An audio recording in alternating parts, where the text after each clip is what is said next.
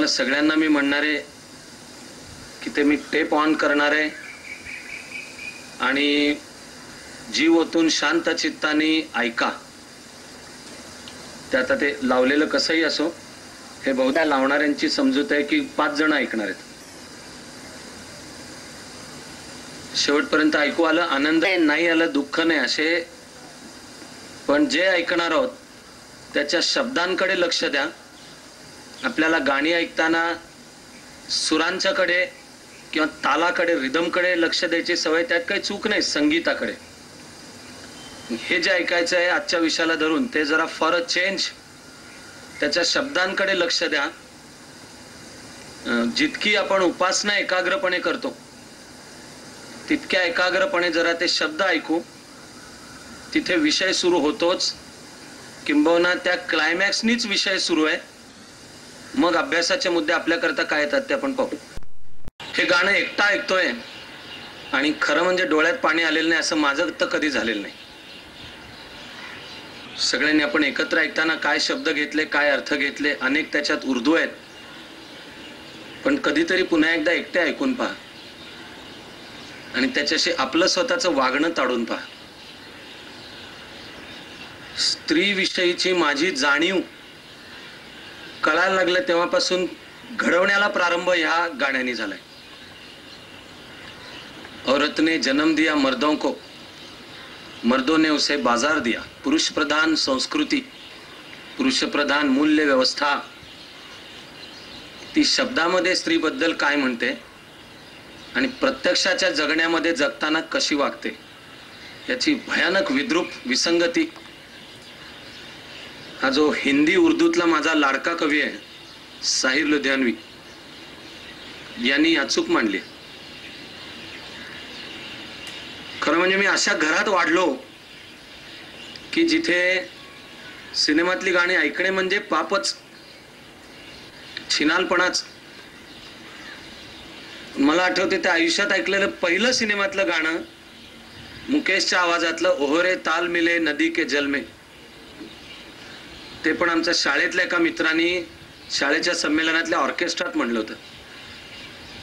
त्या गाण्याच्या ओळी ऐकल्या आणि असं वाटलं की वेगळं आहे बुवा, आतापर्यंत आपण जे समजवतो त्याच्यापेक्षा वेगळं आहे. मग कशाची ॲलर्जी न बाळगता ऐकत सुटलो. काय घ्यायचं आपण ठरवायचं असतं. कानावर सगळं येणार, डोळ्यांना सगळं दिसणार, पण काय बोलायचं, आत काय घ्यायचं, जे घेतो त्याचं रूपांतर करून काय व्यक्त व्हायचं आपण ठरवायचंय. म्हणून ऐकताना हा कवी माझा लाडका झाला. हा कवी प्यासा चित्रपट, त्यातलं ये दुनिया अगर मिल भी जाए तो क्या है, किंवा जिन्हे नाज है हिंद पर वो कहाँ है, ही याचीच. आणि नंतर सिनेमातली गाणी ऐकताना जिथे जिथे गाण्याचं काव्य आवडलं म्हणून माहिती काढली, अशा बहुतेक वेळा लक्षात आलं की हा साहिर लुधियानवी. उरलेला आपण कदाचित सुमारे 1.5-2 तास जे ऐकू ते खरं तर याचं निरूपण आहे. त्याच्यातले एक एक शब्द, एकेका ओळीवर मर्दों ने बनाई जो रस्मे, ज्या पद्धती पुरुषांनी बनवल्या, उनको हक का फरमान कहा, डिक्लेरेशन ऑफ राइट्स, के आमचे हक्क आहेत. औरत के जिंदा जलने को कुर्बानी और बलिदान कहा. हे जगाच्या पाठीवरच्या सगळ्या संस्कृतींमध्ये आहे. सतीचं विकृत रूप असो किंवा सर्व धर्म, सर्व विचारधारा जिथपासून पुरुष प्रधानता चालू झाली तिथे स्त्रीच्या शोषणावर आहे हे नाकारून चालणार नाही. पण जे पुरुषांनी बनवली ती मात्र declaration of rights, bill of rights, मर्दों ने बनाई जो रस्में उनको हक का फरमान कहा, औरत के जिंदा जलने को कुर्बानी और बलिदान का. इस्मत के बदले रोट, इस्मत म्हणजे फ्लेश, स्त्री म्हणजे उपभोग्य वस्तू. इस्मत के बदले रोटी दी और उसको भी एहसान कहा. किती देतो, उपकार समज, त्याग, सात्विकता, चारित्र्य म्हणजे जणू स्त्री. गृहीत धरणे, टेकिंग हर फॉर ग्रँटेड, गृहीतच धरणे. ती आई असो, मैत्रीण असो, प्रेयसी असो, बहीण असो, मग तिने करायचंच आहे. जेव्हा जेव्हा मी हे ऐकतो तेव्हा तेव्हा मी विचार केलाय की खरं म्हणाल तर माझ्या वैयक्तिक आयुष्यात काही असं काही घडलंय का? खरं तर नाही. मी असा प्रचंड वैयक्तिक भाग्यवान असलो पाहिजे. घरामध्ये आईला स्थान आहे. काही वडील आईशी वाईट वागतायत असं मी पाहिलेलं नाही. भरपूर मावश्या आहेत आणि त्या ज्या घरातल्या आहेत तिथे काही बुवा मुलींशी वेगळं अथवा वाईट वागलं जात आहे असं माझ्या पाहण्यात नाही. मी विचार करतो की ही जाणीव कुठून आली. वैयक्तिक पातळीला मी असा भाग्यवान असलो पाहिजे की आई वडील, मैत्रीण, प्रेयसी, पत्नी, सर्व नात्यांच्या मध्ये सासू सासरे यात मला अशा प्रकारे कुठे स्त्रीचं शोषण असा वैयक्तिक नाही. पण मला हे समजतं की तो म्हणतोय ते, आणि अगदी अभ्यासासाठी सुद्धा आपण जे मुद्दे समजावून घेणार आहोत हे चूक नाहीत. संध्याकाळी लवकर घरी ये बर का, हे मुली करता असतं, मुला करता नसतं. अभ्यास करायला लागल्यानंतर जेव्हा दिसलं की अमेरिकेतली स्त्री मुक्ती चळवळ सुरू करणाऱ्या ज्या पहिल्या कार्यकर्त्या मार्गारेट सँगर किंवा सुझन ब्राउन मिलर, यातल्या सुझन ब्राउन मिलरचं पुस्तक आहे अगेन्स्ट आवर विल, आमच्या इच्छेविरुद्ध. आणि तिने अतिशय ब्लंट परखड शब्दात प्रत्येक स्त्रीला आपला संभाव्य विनयभंगापासून ते बलात्कारापर्यंतच्या भीतीवरच आधारित तिचं जीवन घडवलं जातं. संस्कृती भारतीय असो, पाश्चात्य असो, अमेरिकन असो, अगेन्स्ट आवर विल, निसर्गाने, बायोलॉजीने जे घडवलं त्याच्यात पुरुषाच्या इच्छेविरुद्ध पुरुषावर अत्याचार, अन्याय, बलात्कार करणं शक्य नाही नॉर्मली. स्त्रीबद्दल हे नाही. जिथे जिथे निर्मिती शक्ती आहे तिथे तिथे शोषण दिसून येईल. मानवी समाजाच्या पातळीला प्रत्येक स्त्री म्हणजे बाय डेफिनिशन निर्मिती शक्ती आहे, तर बहुसंख्य ठिकाणी कुटुंब संस्था स्त्रीच्या शोषणावर आधारित आहेत. अनेक सामाजिक संस्था स्त्रीच्या शोषणावर आधारित आहेत. अंधार पडायच्या आत घरी ये हे भीती म्हणून पुरुषाला नसतं. घराची, कुटुंबाची परंपरा मुलगा चालवतो. आजही 2005 मध्ये रोजचा पेपर उघडला तर विनयभंग, बलात्कार, हुंडाबळी, 3 लाख रुपये आणत नाही म्हणून जाळून मारलं, अगदी प्राध्यापक, तथाकथित आर्थिकदृष्ट्या सुस्थितीतले या घरांच्या मध्ये सुद्धा ही स्थिती आहे. हे दुःखद, भयानक, विचित्र वास्तव नाकारून नाही चालणार आहे. मग कधीतरी हे चित्र बदलायला युनायटेड नेशन्स ठरवतं, त्याला 15-20 वर्ष झाली की म्हणे आधी आंतरराष्ट्रीय महिला वर्ष आहे, मग होतं दशक, महिलांचं दशक 1985 ते 95 हे आंतरराष्ट्रीय महिला दशक होतं. महिला वर्ष सुरू झालं 85-86 पासून, ते पहिलं महिला वर्ष होतं. आणि त्यामागे हेतू होता की जगभरच्या स्त्रीची स्थिती, समाजातलं स्त्रीचं स्थान इकडे लक्ष वेधलं जावं. त्यातूनच 8 मार्च म्हणजे आंतरराष्ट्रीय महिला दिवस ही कल्पना निघाली.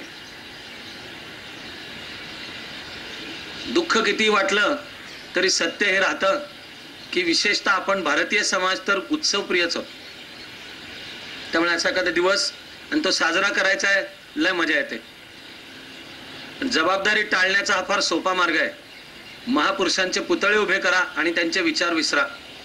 विद्यापीठांच्या मध्ये त्यांच्या नावाने चेअर सुरू करा, शिष्यवृत्त्या करा, पण आपण त्यांच्या समान व्हावे असं मनात बाळगण्याचं काही कारण नाही. सगळे फुले शाहू आंबेडकर ऐकायचे, सगळे शिवाजी विवेकानंद सावरकर गांधीजी ऐकायचे. घरी जाऊन आपण आहोत तसेच समाजात फुटलेले, विषमता पाळणारे. मला खाजगी पातळीला सुद्धा या विसंगतींचा, विद्रूप वास्तवाचा त्रास होतो. भयानक वेदना होते. कारण मनाला पटत नसतं की खरं म्हणजे आपण अशा संस्कृतीचे घटक आहोत आणि ते आपल्या रक्ताच्या कणाकणात आहे की जिची पाळंमुळं 5000 वर्ष सखोल इतिहासामध्ये, समाजामध्ये पसरलेली आहेत. आपण एका अशा संस्कृतीचे वारस आहोत की जिथे ईश्वराची सुद्धा पूजा स्त्री रूपात होते. दुसरी कुठली विचारधारा अथवा धर्म याला कमी न लेखता पण आपण हे लक्षात घेऊयात की अन्य ईश्वर मानणाऱ्या जे जे सिद्धांत आहेत तिथला ईश्वर नेहमी तो आहे.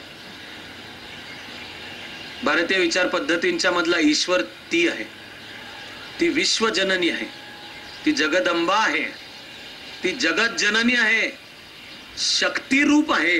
या देवी सर्व भूतेषु मातृरूपेण संस्थिता, शक्ती रूपेण संस्थिता, युक्ती रूपेण संस्थिता, भक्ती रूपेण संस्थिता. घराण्यांना कुलदेवता असते. कुलधर्म कुळाचार चालवायचे तर कुलस्वामिनी असते. तुमच्या माझ्या करता तुमचा हा देश, तुमचा माझा हा देश भारत देश आहे, आपल्या करता भारत माता असतो. आपली ही पृथ्वी ही वसुंधरा आहे आणि ती धरती माता आहे. पण व्यवहाराच्या पातळीला मात्र कोणीतरी चिमटे घेतले, कोणीतरी असहाय्यतेचा फायदा घेतला, त्रास द्यायचा प्रयत्न केला, बाकी काही जमत नाही म्हणून निदान नजरेने बलात्कार केले असं सांगू न शकणारी स्त्री सापडली तर मला आनंद वाटेल. तेव्हा संस्कृतीची पाळंमुळं कोणती आणि आज आम्ही व्यवहारामध्ये वास्तवामध्ये प्रत्यक्ष चित्र काय. माझा हा गुरु, आपला चाणक्य मंडलचा गुरु, योद्धा संन्यासी स्वामी विवेकानंद, त्यांना अमेरिकेमधल्या एका जाहीर सभेत उभं राहून कोणीतरी प्रश्न विचारला. म्हणाले, तुमच्या देशामध्ये स्त्रीला पुरुषाच्या बरोबरीने स्थान नाही असं आम्ही ऐकून होत, खरंय का? स्वामीजी एक क्षणभर थांबले, म्हणाले, खरंय, आमच्या देशामध्ये स्त्रीला पुरुषाच्या बरोबरीने स्थान नाही. हॉलमध्ये सभा चालू होती, हॉलमध्ये शेम शेमचे आवाज आले, ते होऊ दिले. ते संपल्यानंतर स्वामीजी म्हणाले की माझ्या देशामध्ये स्त्रीला पुरुषाच्या बरोबर स्थान नाहीये, स्त्रीला पुरुषाच्या वर स्थान आहे. स्मार्ट आहे उत्तर. आणि जी वस्तुस्थिती आपण आपल्या डोळ्यांनी समाजात भोवती पाहतो तिच्याशी ताडून पाहिलं तर कौशल्यपूर्ण गंडवणारं पण उत्तर आहे. संस्कृतीतलं स्थान हे आद्य आहे, मातृशक्तीचं आहे. माणूस, भारतीय संकल्पनेत माणूस 3 कर्ज घेऊन जन्माला येतो. ऋण, पितृऋण उर्फ ऋषी ऋण, देव ऋण आणि 3रं मातृऋण. यातलं पितृऋण फेडायचं असेल तर वंश सातत्य टिकवायचं, घराणं नव्या संततीला जन्म देणे, चांगलं वाढवणे आणि संस्कृतीचं संचित नव्या पिढीपर्यंत नेणे, म्हणजे पितृऋणातनं मुक्त झालो. देव ऋण ऋषी ऋण म्हणजे समाजाचं कार्य, एक जबाबदार घटक होणे, आर्थिक दृष्ट्या स्वतःच्या पायावर उभा राहणारा. मग भारतीय विचार आपल्याला सांगतो की मातृऋण फेडताच येत नाही, त्या ऋणातच राहायचं असतं आणि मरायचं असतं. आणि मातृदेवो भव म्हणणारा समाज, पण जेव्हा रस्त्यावरनं मुलगी चाललेली असते किंवा ती आमच्या घरांमध्ये सून म्हणून येते तेव्हा ती मातृ नसते, तेव्हा ती या देवी सर्व भूतेषु नसते, तेव्हा तो असतो एक उपभोग्य नग. घरामध्ये किती पैसा आणला, चहा पोह्यावर सिलेक्ट करण्याचा पीस असतो की चालून दाखव, चष्मा आहे का, असला तर कॉन्टॅक्ट लेन्स पाहिजे, आणि लग्नानंतर करिअर काय करायचं आमचे मालक ठरवतील. विद्रुपता आहे. एका बाजूला भारतीय संकल्पनांच्या मध्ये स्त्री शिवाय पूर्ण होऊ शकतो असा एकही संस्कार नाही, एकही यज्ञ नाही. भारतीय जीवन पद्धती जन्मापूर्वीपासून ते मृत्यू नंतर पर्यंत मानवी जीवनाच्या 16 टप्प्यांची कल्पना करते आणि प्रत्येक टप्प्याला संस्कार आहे. गर्भाधान, जन्म, नामकरण, मुंज, विवाह, मृत्यू, श्राद्ध इत्यादी 16 संस्कार आहेत. एकही संस्कार स्त्रीच्या उपस्थितीशिवाय होऊ शकत नाही. एकही यज्ञ स्त्रीच्या उपस्थितीशिवाय होऊ शकत नाही. भले तो रोल असेल, हाताला हात लावून मम म्हणा, पण मम तिने ओनअप करणे, मम इज ओनअप करणे, त्याच्याशिवाय तो संस्कार होऊ शकत नाही.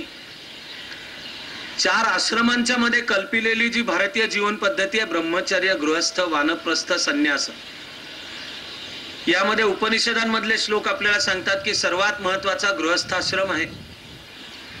आणि वचन देऊन आयुष्याला सुरुवात करायची असते. धर्मेच अर्थेच कामेच नातिचरामी, अतिरेक करणार नाही.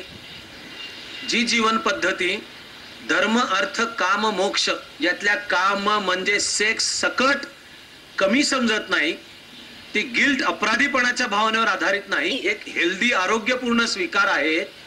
म्हणजे पुरुष आणि स्त्रीचं खरं म्हणजे सन्मानाचं, परस्पर आदरावर, जिव्हाळ्यावर आधारित नातं, तिचं जे विदारक वास्तव आहे, ही खरं म्हणजे भयानक दुःखद आणि अस्वस्थ करणारी गोष्ट आहे. तुमच्या माझ्या राष्ट्रीय स्वभावातली विसंगती आहे. केरळातल्या कालडीला जन्म झालेल्या 8 वर्षाच्या एका मुलाला संन्यास घ्यायचा होता. आईची परवानगी लागते. केव्हा तरी नंतरच्या शतकांमध्ये मनु आला, ज्यांनी सांगितलं की स्त्रीला लहानपणी वडिलांच्या कंट्रोलमध्ये राहावं लागतं. वयात आली आणि विवाह झाला की नवऱ्याच्या कंट्रोलमध्ये, आणि तिला मुलं बाळ झाली की त्यातली मुलं म्हणजे मुली नाही, त्यातल्या तिची मुलं पुरुष अपत्य त्यांच्या कंट्रोलमध्ये, असं तो सांगत 4था चरण आहे त्याच्या श्लोकाचा, न स्त्री स्वातंत्र्यम अर्हती. शी डझंट डिझर्व. स्त्रीला स्वातंत्र्य नाही. हाच मनु, त्याच मनुस्मृतीत यत्र नार्यस्तु पूज्यन्ते रमन्ते तत्र देवताः असंही सांगतो. जिथे स्त्रीची पूजा होते तिथे तुम्ही माणूस काय घेऊन बसलायत, ईश्वर सुद्धा रमतो. कशी ही विसंगतीचा उलगडा, शेजारी शेजारी मांडणाऱ्या विसंगतीचा हा उलगडा कसा करायचा? लहानपणी वडील, लग्न झाल्यावर नवरा, मोठं झाल्यावर तिची मुलं, याच्या नियंत्रणाखाली स्त्री असणे, ही सांस्कृतिक कल्पना तर आणखी बाजूलाच ठेवा. आयुष्याच्या त्या त्या टप्प्याला 4 गोष्टी करायला त्यावेळच्या आयुष्यात असलेली स्त्री, तिची परवानगी असल्याशिवाय पुरुषाला पुढचं पाऊल टाकायला सांस्कृतिक परवानगी नाही, अनुमती नाही. संन्यास घ्यायचा असेल, तो जर लहान अविवाहित मुलगा असेल तर आईची परवानगी लागते. विवाहित असेल तर पत्नीची परवानगी लागते. 8 वर्षाच्या शंकर आईला सांगत होता, संन्यास घ्यायला मला परवानगी दे, मला हे मायेचं भौतिक ऐहिकतेच्या जगात नाही रमून पडायचं. तो एकुलता एक मुलगा. आई म्हणत होती नाही. मग कालडीहून वाहणारी जी नदी पेरियार उर्फ पूर्णा, तिच्यातल्या मगरीने पाय पकडला. मित्र परत घरी गेले पळत. अहो, त्या शंकराचा पाय मगरीने पकडला. आई पळत आली. बुडणारा शंकराने आईला सांगितलं की आई, संन्यास घ्यायची परवानगी दिलीस तर ही मगर माझा पाय सोडेल. म्हणून आईने विचार केला की नाहीतरी मुलगा हातातला जातोच आहे, त्यापेक्षा चल बाबा संन्यास तरी घे. भारतीय जीवन पद्धतीच्या कल्पनेत संन्यास घेणारा मुलगा पुढच्या 42 पिढ्यांचा उद्धार करतो. ज्याच्या आयुष्याचा प्रवास ब्रह्मचर्य, गृहस्थ, वानप्रस्थ, संन्यास असा वाहत जाईल, तो पुढच्या एका पिढीचा उद्धार करतो. पण जो घेतो संन्यास, तो 42 पिढ्यांचा उद्धार करतो. विनोबांची आई त्यांना म्हणायची, विनया तू संन्यास घ्यायचा बरं का, काही वंश सातत्याची काळजी नाही. आईने परवानगी दिली तेव्हा घेता आला संन्यास. मग शंकराचा शंकराचार्य झाले. गौतम बुद्ध, धक्का देणारी 3 दृश्य दिसल्यानंतर जीवनाचं दाहक वास्तव कळलं. वैशाखी पौर्णिमेच्या रात्री निघून गेला घरून. 12 वर्ष तपश्चर्या केली आणि जो सत्याचा, ज्ञानाचा, प्रज्ञा, प्रेम आणि करुणा हा प्रकाश गौतम बुद्धाला दिसला, त्यानंतर त्यांनी करण्याचं पहिलं काम आहे पुन्हा एकदा राजधानीच्या गावी जायचं आणि पत्नीच्या दारात उभं राहून भिक्षा मागायची. ती भिक्षा आहे पोस्ट फॅक्टो सँक्शन, की 12 वर्षापूर्वीच्या वैशाखी पौर्णिमेला तुझी परवानगी न घेता गेलो होतो, माता तू मला भिक्षा टाकणे म्हणजे ही परवानगी देणे. मग ती पत्नी आता वयात आलेल्या राहुलला घेऊन येते. ती सांगते, याला पण तुझ्या भिक्षू संघाचा सदस्य करून घे आणि मला पण सदस्य करून घे. पहिल्यांदा गौतम बुद्ध उत्तर देतो की आमच्या भिक्षू संघाचा स्त्रीला सदस्य व्हायला परवानगी नाही. मग तपश्चर्याच्या काळामध्ये वेगवेगळे मोह आणि संकट निर्माण करायला ज्या राक्षसी शक्तींचा सामना होता, त्यामधले मार राक्षस म्हणून कल्पना आहे. मार नावाचा राक्षस तो गौतम बुद्धावर हल्ला करत होता. तो इतका वाढला हल्ला आणि उपोषण आणि वायुभक्षण असं करणारा गौतम बुद्ध बेशुद्ध होऊन पडला. तो ज्या वडाच्या झाडाखाली तपश्चर्याला बसत असे, तिथे एक विवाहित स्त्री प्रदक्षिणा घालायला यायची. तिने हा तपश्चर्या करणारा एक कोणीतरी योगी पुरुष बेशुद्ध होऊन पडलाय पाहिलं, म्हणून त्याला खीर दिली. ती खीर देणारी सुजाता ही गौतम बुद्धाची पहिली शिष्या. आणि पत्नीला ज्या गौतम बुद्धांनी सांगितलं होतं की बौद्ध भिक्खू संघात स्त्रीला प्रवेश नाही, त्याला सुजाताचा मात्र आग्रह मानावा लागला की असं करून चालणार नाही. ईश्वराचं असो, अध्यात्माचं असो, निर्वाण शून्यत्व हे स्त्री पुरुषांसाठी सर्वांना समान हक्क आहे का नाही? बौद्ध विचार समतेचं समर्थन करणारा प्राचीन भारतातला सर्वात महत्वाचा विचार आहे. मग बौद्ध भिक्खू संघाच्या स्त्री पण सदस्य झाल्या. पण गौतम बुद्धाला झालेला सत्याचा साक्षात्कार पत्नीने परवानगी नंतर दिल्याशिवाय खरा नाही, व्हॅलिड नाही, ऍक्सेप्टेबल, कॉन्स्टिट्युशनली व्हॅलिड, तोपर्यंत तो अल्ट्रा व्हायरस किंवा नल अँड व्हाइड आहे. ज्ञानोबा माऊली त्यांचे वडील पण संसार नको होता, पण विवाह केला विठ्ठलपंतांनी रुक्मिणीशी. बहुधा अर्धवट झोपेत परवानगी घेतल्यासारखं केलं न केलं ते गेले निघून काशीला, संन्यास घेतला. स्वामी रामानंद तीर्थ रामतीर्थांना कळलं की आपल्या मुलाचं लक्ष नाही ध्यानधारणेत, तपस्येत. आळंदीहून आलेली माणसं पण भेटली. दुःखी म्लान असलेल्या रुक्मिणीने नमस्कार केला. हे म्हणाले, अष्टपुत्रा सौभाग्यवती भव. ती म्हणाली, कसं काय होणार, माझा तर पती गेला, निघून गेला. या घटनांचा मेळ बसला. म्हणून या स्वामी गुरु असलेल्या स्वामीजींनी विचारलं की विठ्ठल खरं सांग, गुरुशी काय खोटं बोलायचं? म्हणून त्यांनी सांगितलं की हो, माझी पत्नी आळंदीचे कुलकर्णी त्यांची मुलगी, खरंच तिची परवानगी घेतलीस का? सदसद विवेक बुद्धीला जागून त्याला माहिती होतं की जे घेतलं त्याला खरी परवानगी म्हणता येत नाही. गुरुनी सांगितलं, परत जा, तुझा संन्यास व्हॅलिड नाही, योग्य नाही, परत जा. मग जे सगळं दुःख सोसलं. मुला 4 असामान्य मुलांना जन्म दिला. आळंदीच्या इंद्राणीच्या डोहामध्ये उडी घेतली. त्या मुलांनी आपल्यापर्यंत सामान्य माणसाला समजेल असं अध्यात्म आणि मराठीतलं असामान्य साहित्य, त्याहून असामान्य काव्य आणि सर्वात असामान्य अध्यात्माचा विचार आणून ठेवला. एका बाजूला इतकं स्थान मोलाचं, एका बाजूला जे कोणते धर्मग्रंथ भारतीय विचारांचे मानायचे झाले, खरं असं कुठे कोणी म्हणलेलं नाही, पोथ्या ह्या मान्यच नाहीत भारतीय विचार पद्धती, जीवन पद्धतीला. पण जर मानायचं झालं वेद उपनिषद, तर जगाच्या पाठीवरचे हे धर्मग्रंथ असे आहेत की जिथे स्त्रीला स्थान आहे, धर्म वचनांचं स्थान आहे. स्त्रीनी लिहिलेल्या ऋचा हे वेदातले श्रुती मंत्रद्रष्टे ऋषी स्त्री होऊ शकते. आणि मूळ धर्मग्रंथांमध्ये जे तिने मांडलं ते सिद्धांत विचाराला स्थान आहे. गार्गी, वाचकनवी, मैत्रेयी, यातली उदाहरणार्थ मैत्रेयी जनक राजाच्या दरबारात उभी राहून त्याच्या दरबारातल्या सर्व ऋषींना तोडीस तोड आणि जनक राजाला सुद्धा प्रतितोड करेल इतकं काय, तिचा पती याज्ञवल्क ऋषी याच्याशी सुद्धा अध्यात्माची चर्चा करेल इतकी विद्वान. शंकराचार्य आणि मंडन मिश्र यांचा जो वादसंवाद झाला, त्याची जज, त्याचा न्यायाधीश म्हणून कोण होतं? ती मंडन मिश्राची पत्नी होती. मला प्रश्न पडत राहतो की कधी हे पतन झालं की स्त्री म्हणजे चूल आणि मूल, स्त्री म्हणजे उपभोग्य वस्तू, स्त्री म्हणजे बुरखा, ही पुरुष प्रधानता, पुरुषी अहंकार, लुटण्याची, ओरबाडण्याची, टाचेखाली ठेवण्याचीच वस्तू, ते पतन आहे. ते भारताचं पतन आहे. हे विसंगत वास्तव मला त्रास देत राहतं. 2001 सालची जनगणना पहा. ती जनगणना जोपर्यंत अर्थ कळत नाही तोवर एक अत्यंत निरुपद्रवी वाटेल असा आकडा आपल्यापर्यंत आणून देते. तो आकडा आहे लोकसंख्येचं प्रमाण, स्त्री पुरुष प्रमाण. इंग्लिश शब्द आहे आणि अर्थातच जास्ती आकर्षक आहे. तो म्हणजे सेक्स रेशो. आणि त्याचं युनिट ऑफ मेजरमेंट काय? दर 1000 लोकसंख्येतल्या 1000 पुरुषांमागे किती स्त्रिया. शब्द जरी उच्चारायचे झाले तरी माझ्या मनाला एक अल्पसा त्रास होतो बरं का. कारण याच्यात एक लपलेला, याच्यात सुद्धा अर्थ 1000 पुरुषांना इतक्या स्त्रिया. पण अर्थशास्त्र किंवा लोकसंख्येचं शास्त्र, त्याचं नाव आहे डेमोग्राफी. त्यांनी हा शब्द सेक्स रेशो आणि एकूण लोकसंख्या, त्याच्या स्त्री आणि पुरुष यांचं प्रमाण किती. मग मराठी शब्द अधिक योग्य आणि समता सुचवणार आहे. स्त्री पुरुष प्रमाण. इतक्या पुरुषांमागे इतक्या स्त्रिया असं नाही, त्याला स्त्री पुरुष प्रमाण. 2001चं सेन्सस दाखवून देतं की भारतातलं स्त्री पुरुष प्रमाण आहे 1000 पुरुषांमागे 921 स्त्रिया.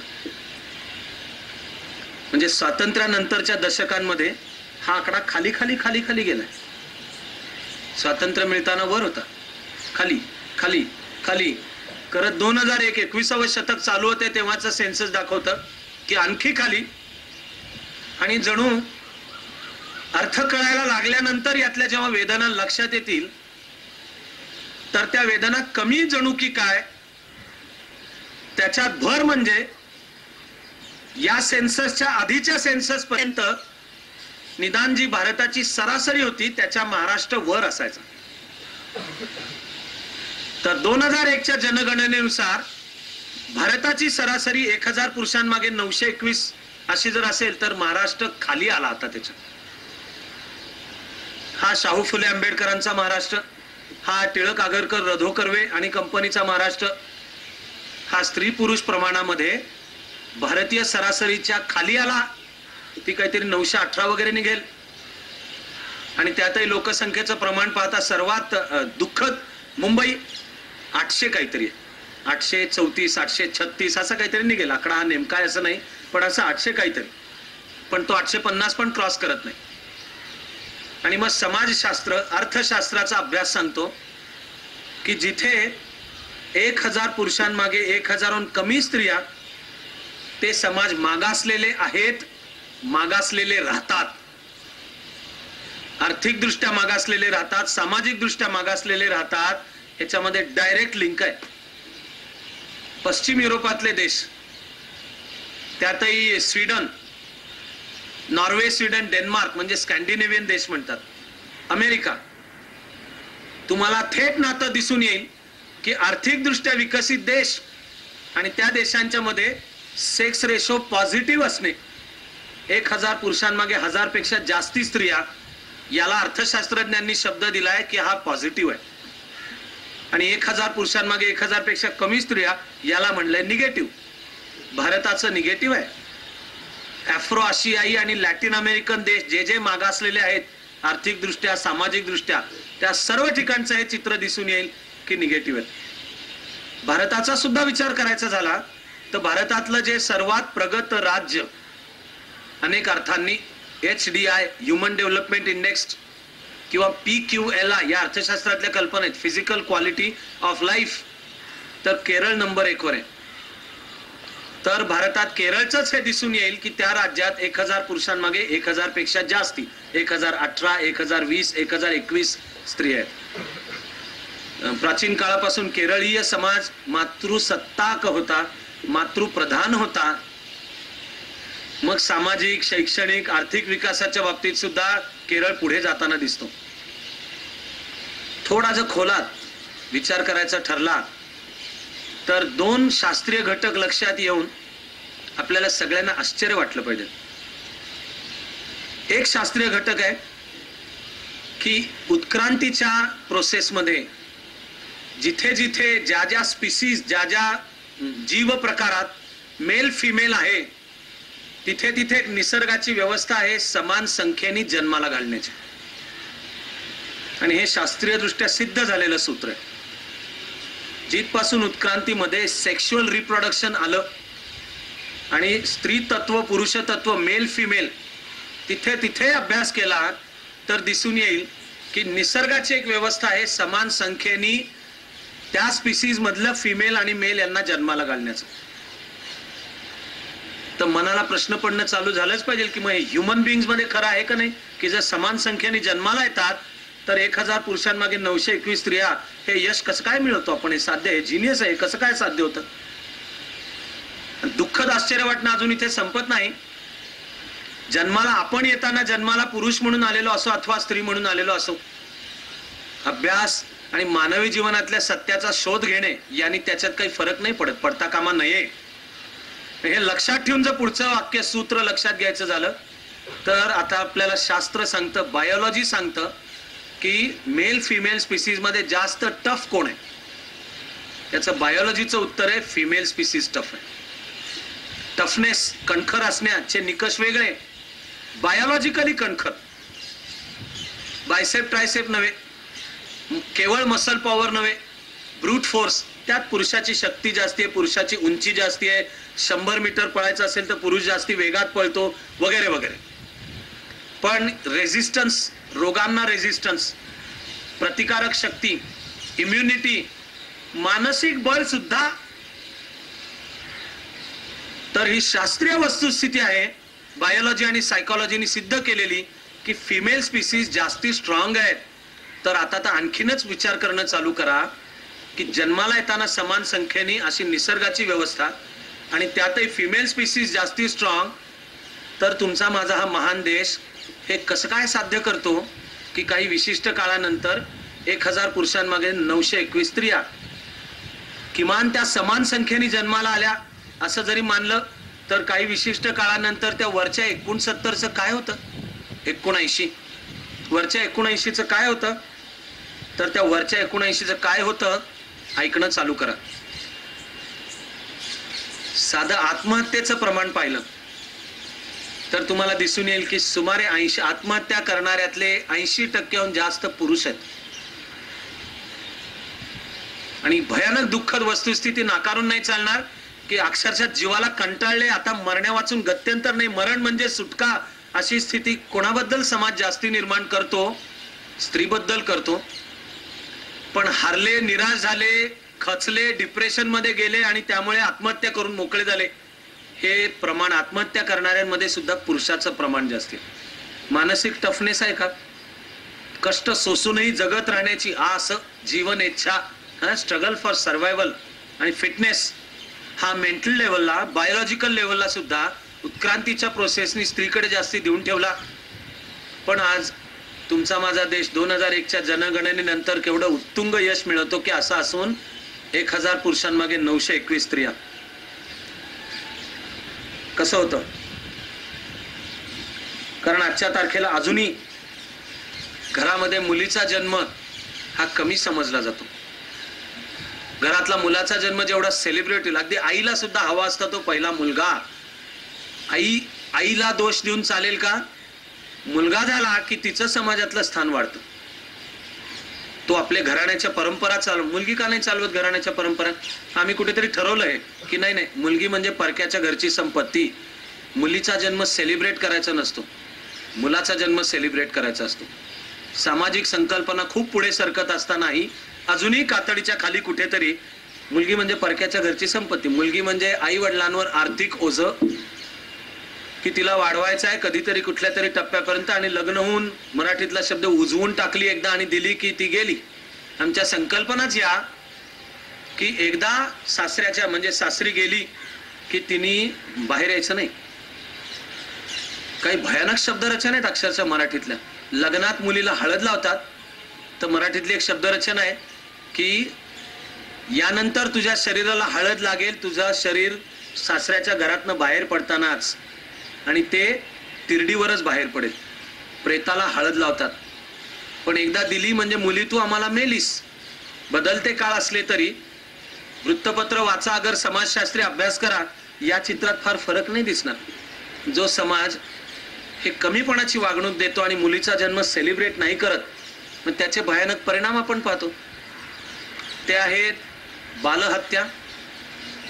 भारतातला अभ्यास हे दाखवून देतो की भारतभर अनेक सामाजिक घटकांच्या मध्ये आजही जर मुलगी जन्माला आली तर क्वायटली शांतपणे तिला मारून टाकलं जातं. बालहत्या आहेत, भ्रूण हत्या आहेत, आणि आता तर शास्त्राने आणखी एक पाशवी हत्यार आपल्या हातात दिलं, ते म्हणजे गर्भजल चिकित्सा, एम्निओसेंटोसिस, सोनोग्राफी. मातेच्या गर्भात असतानाच 4थ्या महिन्यानंतर लिंग निदान करता येतं, आणि ती जर मुलगी असेल तर ॲबॉर्शन करा. कायद्याने एका टप्प्यानंतर मान्यता दिली. ॲबॉर्शनला शास्त्रीय शब्द MTP, medical termination of pregnancy, परवानगी दिली. कायद्याने असंही म्हणलंय की तो स्त्रीचा निर्णय आहे, स्त्रीचा हक्क आहे आणि तो स्त्रीचा निर्णय आहे, आणि मग क्लिनिक्स जे असतील तिथे मान्यता आहे. पण महाराष्ट्र असा पहिला एक पुरोगामी प्रगतिशील राज्य आहे की ज्यांनी कायदा तरी केला, गर्भजल चिकित्सा प्रतिबंधक कायदा, एम्निओसेंटोसिस, की तुम्हाला लिंग निदान करायला परवानगी नाही. लिंग निदान करण्यासाठी जर सोनोग्राफी करायची असेल तर परवानगी नाही. डॉक्टर्सना बॅन आहे. डॉक्टर्सचं जे कोड आहे, डॉक्टर होताना जी हिपोक्रॅटिक ओथ घेतात, तो ग्रीसच्या इतिहासातला डॉक्टर हिपोक्रॅट म्हणून त्या ओथला हिपोक्रॅटिक ओथ आहे. दुर्दैवाने अनेक डॉक्टर्स इंग्लिश अर्थाने ती हिपोक्रॅटिक ओथ करतात, तसे वागतात. लीगल MTP तर सोडाच, या प्रकारची इलिगल ॲबॉर्शन्स ही मॅसिव्ह मोठ्या प्रमाणात आहे. सामाजिक क्षेत्रात काम करणाऱ्या आमच्याच काही मित्रांनी मुंबईमध्ये काही वर्षांपूर्वी लीगल MTPचा अभ्यास केला, कायद्याने मान्यता दिलेले, तर त्यांनी ज्या लीगल सुमारे 1 लाख केसेस पाहिल्या. लक्षात ठेवा की मी तुम्हाला कायदेशीर सांगतोय, बेकायदेशीर तर याहून वेगळं. ज्या MTPला कायद्याची मान्यता होती, रितसर फॉर्म भरून परवानगी रेकॉर्ड नीट आहे, त्या 1 लाख केसेस मधल्या 97,000 गर्भ स्त्रीचे होते, मुलगी होती, मुलगी होती. म्हणजे भ्रूण हत्या. आता तर गर्भातच मारून टाकणे नको, मुलीचा जन्मच नको, मारूनच टाकणे. आपण पशु व्हायचं का ईश्वर व्हायचं आपल्या हातात आहे. अरे सोनोग्राफीने दिलं, आता जेनेटिक्सने हातात साधन दिलं, मान्य की रोग आहेत का पहा, त्यावर दुरुस्ती गर्भात असताना करता येते, उपचार करताय, तेवढं सायन्स पुढे जाते. आम्ही त्याचा वापर करायच्या ऐवजी मुलगी जन्म घेणार असेल तर ती गर्भातच मारून टाका. तरी पुन्हा एकदा आठवण करून देतो की हा आकडा अधिकृत अबॉर्शन्स आहे, लीगली सँक्शन. इलिगल तर जर असं म्हणलं की 99.99% मग इलिगली जे पाडले जातात, काय शब्द आहे पण भीषण, गर्भ पाडले जातात ते मुलींच्या जन्माचे असतात. बर, मग जन्माला आल्या पुढे इन्फंट मॉर्टॅलिटी रेट असा अर्थशास्त्रातला शब्द आहे, बालमृत्यू. पण मराठी शब्द बालमृत्यू वापरायचा तर त्याच्यात 2 प्रकार आहेत. एक आहे इन्फंट मॉर्टॅलिटी रेट आणि दुसरा शब्द आहे child mortality rate. Infant mortality rate म्हणजे जन्म ते वय वर्ष 1 वर्षाचं आत, 1 वर्षाचे व्हायच्या आत जे मूल जातं त्याला म्हणायचं इन्फंट मॉर्टॅलिटी. आणि 5च्या खाली, 1 ते 5 म्हणजे ते झालं चाइल्ड मॉर्टॅलिटी रेट. हे आकडे पहा. आजच्या तारखेला भारतात 1000 मुलं जन्मली तर त्यातली 69 मुलं 1 वर्षाची व्हायच्या आत जातात, त्यातल्या सुमारे 50 मुली असतात. चाइल्ड मॉर्टॅलिटी रेट म्हणजे 5 वर्षाचं व्हायच्या आत तो 38 ते 40च्या दरम्यान आहे. अशा रीतीने जी पुढे 1000 मुलं राहतील त्यातली 38 ते 40, याच्यात हा आकडा फार शार्प नाही, 69 ॲक्युरेट आकडा आहे, पण हा फार शार्प नाही. पण मुद्दा चूक नाही की 5 वर्षाच्या व्हायच्या जाणाऱ्यांमध्ये सुद्धा मुली जास्ती. ऐकत असताना विचार करत राहा की बायोलॉजिकली ही जास्त टफ स्पीसीज आहे. निसर्गाने घडवताना जास्ती कणखर घडवली कारण तिच्याचकडनं पुढची निर्मिती घडवायची आहे. पण बालमृत्यूमध्ये दोन्ही प्रकार, इन्फंट मॉर्टॅलिटी आणि चाइल्ड मॉर्टॅलिटी, याच्यात मुलींचं प्रमाण जास्त. मग पुढचा आकडा येईल कुपोषणाने होणारे मृत्यू. तर कुपोषणात मातांचे मृत्यू आहेत, गर्भवती मातांचे मृत्यू आहेत आणि कुपोषणाने होणाऱ्या मृत्यूंमध्ये सुद्धा मुलींचं प्रमाण जास्त आहे. तुम्हाला कळणं चालू होईल की जन्माला येताना जर 1000ला 1000 असतील निसर्गाची व्यवस्था, तर हे आम्ही अचीव कसं काय करतो, 1000ला 921 यामुळे करतो. क्रमाक्रमाने हे घडत जातं. आता योजना येतील पुढे, लहान मुलींची काळजी घ्यायला शासकीय योजना आहे, तिचं नाव ICDS, integrated child development scheme म्हणून. बालवाड्या निघतात, अंगणवाड्या निघतात, त्यांना मानधनं असतात, त्या अंगणवाडीची ताई कारभार करत असते. महाराष्ट्र आणि भारताच्या बजेटमध्ये त्याच्यावर काही मल्टी क्रोअर सोशल सेक्टर म्हणून व्यवस्था असते. दुसऱ्या एका स्कीमचं नाव आहे MCH म्हणजे मदर चाइल्ड हेल्थ केअर. आणि मातांचं प्रशिक्षण आत्ताच्या भविष्य काळातल्या, मला तर एक सगळं ऐकत असताना आणि सांगत असताना कॉमन सेन्सचा सुद्धा प्रश्न पडतो बरं का, की आमची सामूहिक विचारशक्ती इतकी संपली का. स्त्री जर सशक्त नसेल तर पुढची पिढी सशक्त कसं काय जन्म घेईल.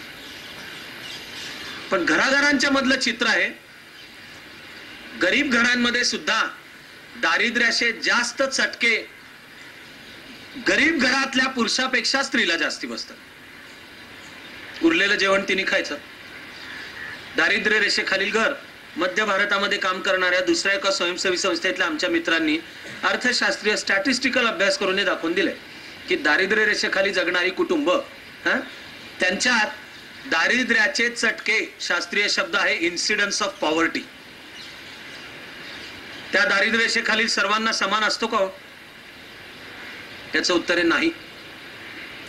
BPL, बिलो पॉवर्टी लाईन, दारिद्र्य रेषेखाली राहणाऱ्या कुटुंबांमध्ये सुद्धा दारिद्र्याचे जास्त चटके त्या घरातल्या स्त्रीला, आईला, मुलींना. यासाठी आकडे पाहिजे, त्याची सुद्धा खरं तर गरज नाही. घर गरीब आहे, एकच कमी दूध देणारी गाय घरात आहे आणि ती गाय 1 लिटर दूध देते, ते दूध कोणाच्या वाट्याला जाणार? घरातल्या पुरुषाच्या, कारण तो शेतावर कामाला जाणार किंवा रोजगार हमीच्या कामावर जाणार, आणि घरातल्या मुलाच्या, कारण घराण्याची परंपरा पुढे तो चालू ठेवणार. आमच्या समाजाचा बुद्धिभ्रंश एवढा कसा काय झालाय?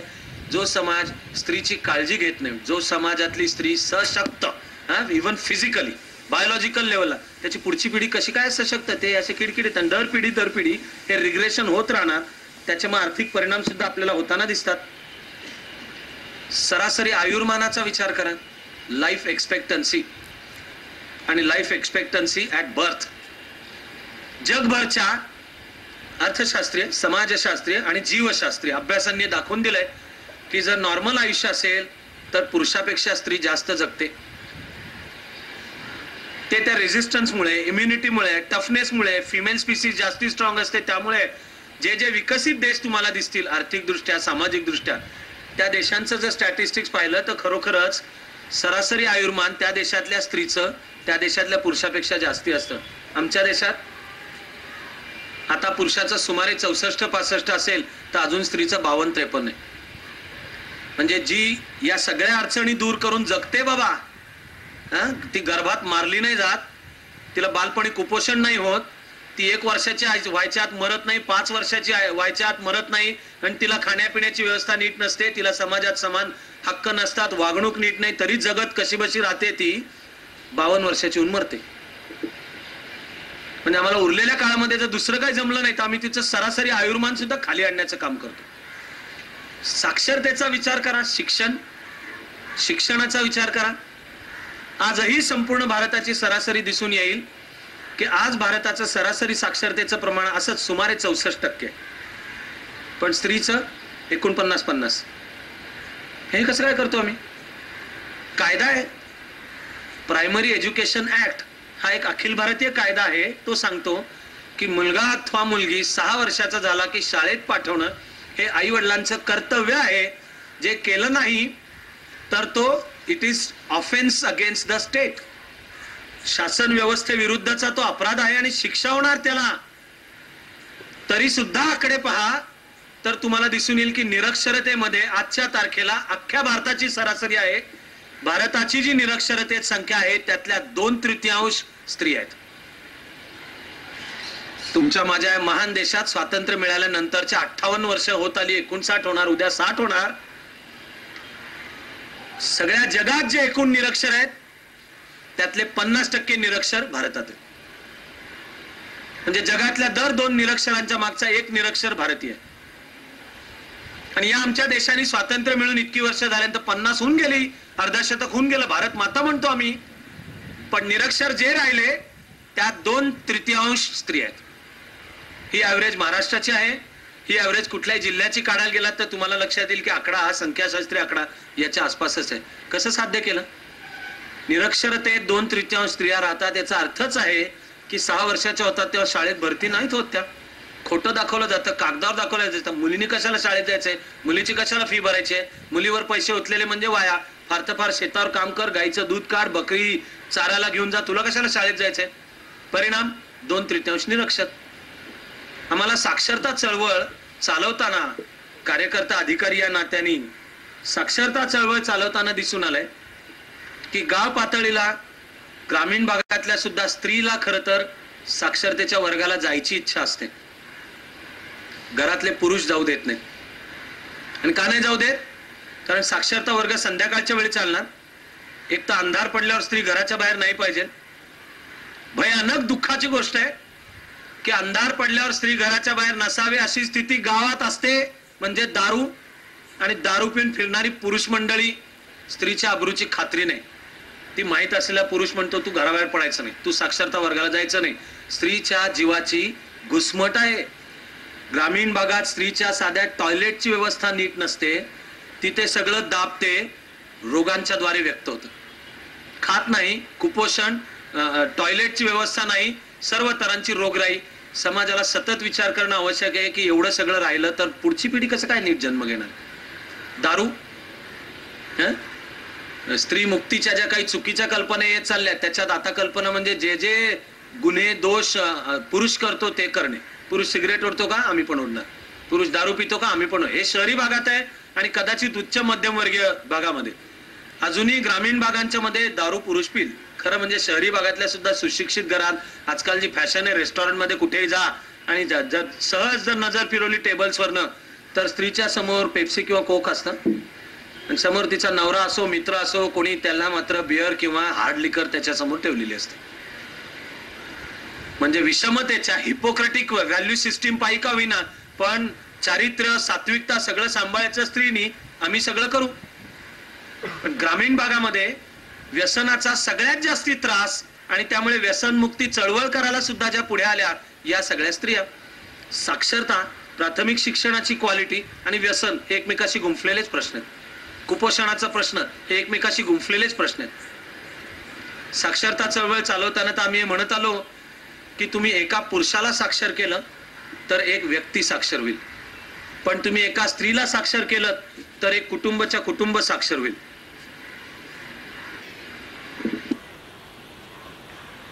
चळवळीचं काम करताना आम्ही हे वाक्य बोलायचो आणि ते कुठे कुठे गावाच्या भिंतींवर वगैरे अजूनही लिहिलेलं असतं.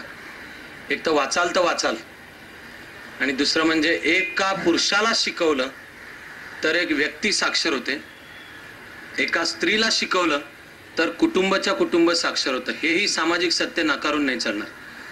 ज्या घरातली स्त्री स्वतः शिकलेली आहे ती मुलाला घरात बसू नाही देणार, शेतावर कामाला नाही जाऊ. तिचा आग्रह असतो माझा मुलगा पहिल्यांदा शिकला पाहिजे.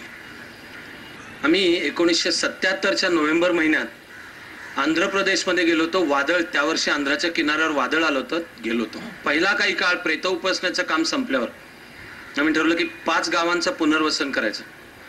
ते करण्याकरता म्हणून 5 गावातल्या नागरिकांची बैठक घेतली आणि विचारलं काय करू, गावाचं नॉर्मल जनजीवन चालू व्हायला काय करू.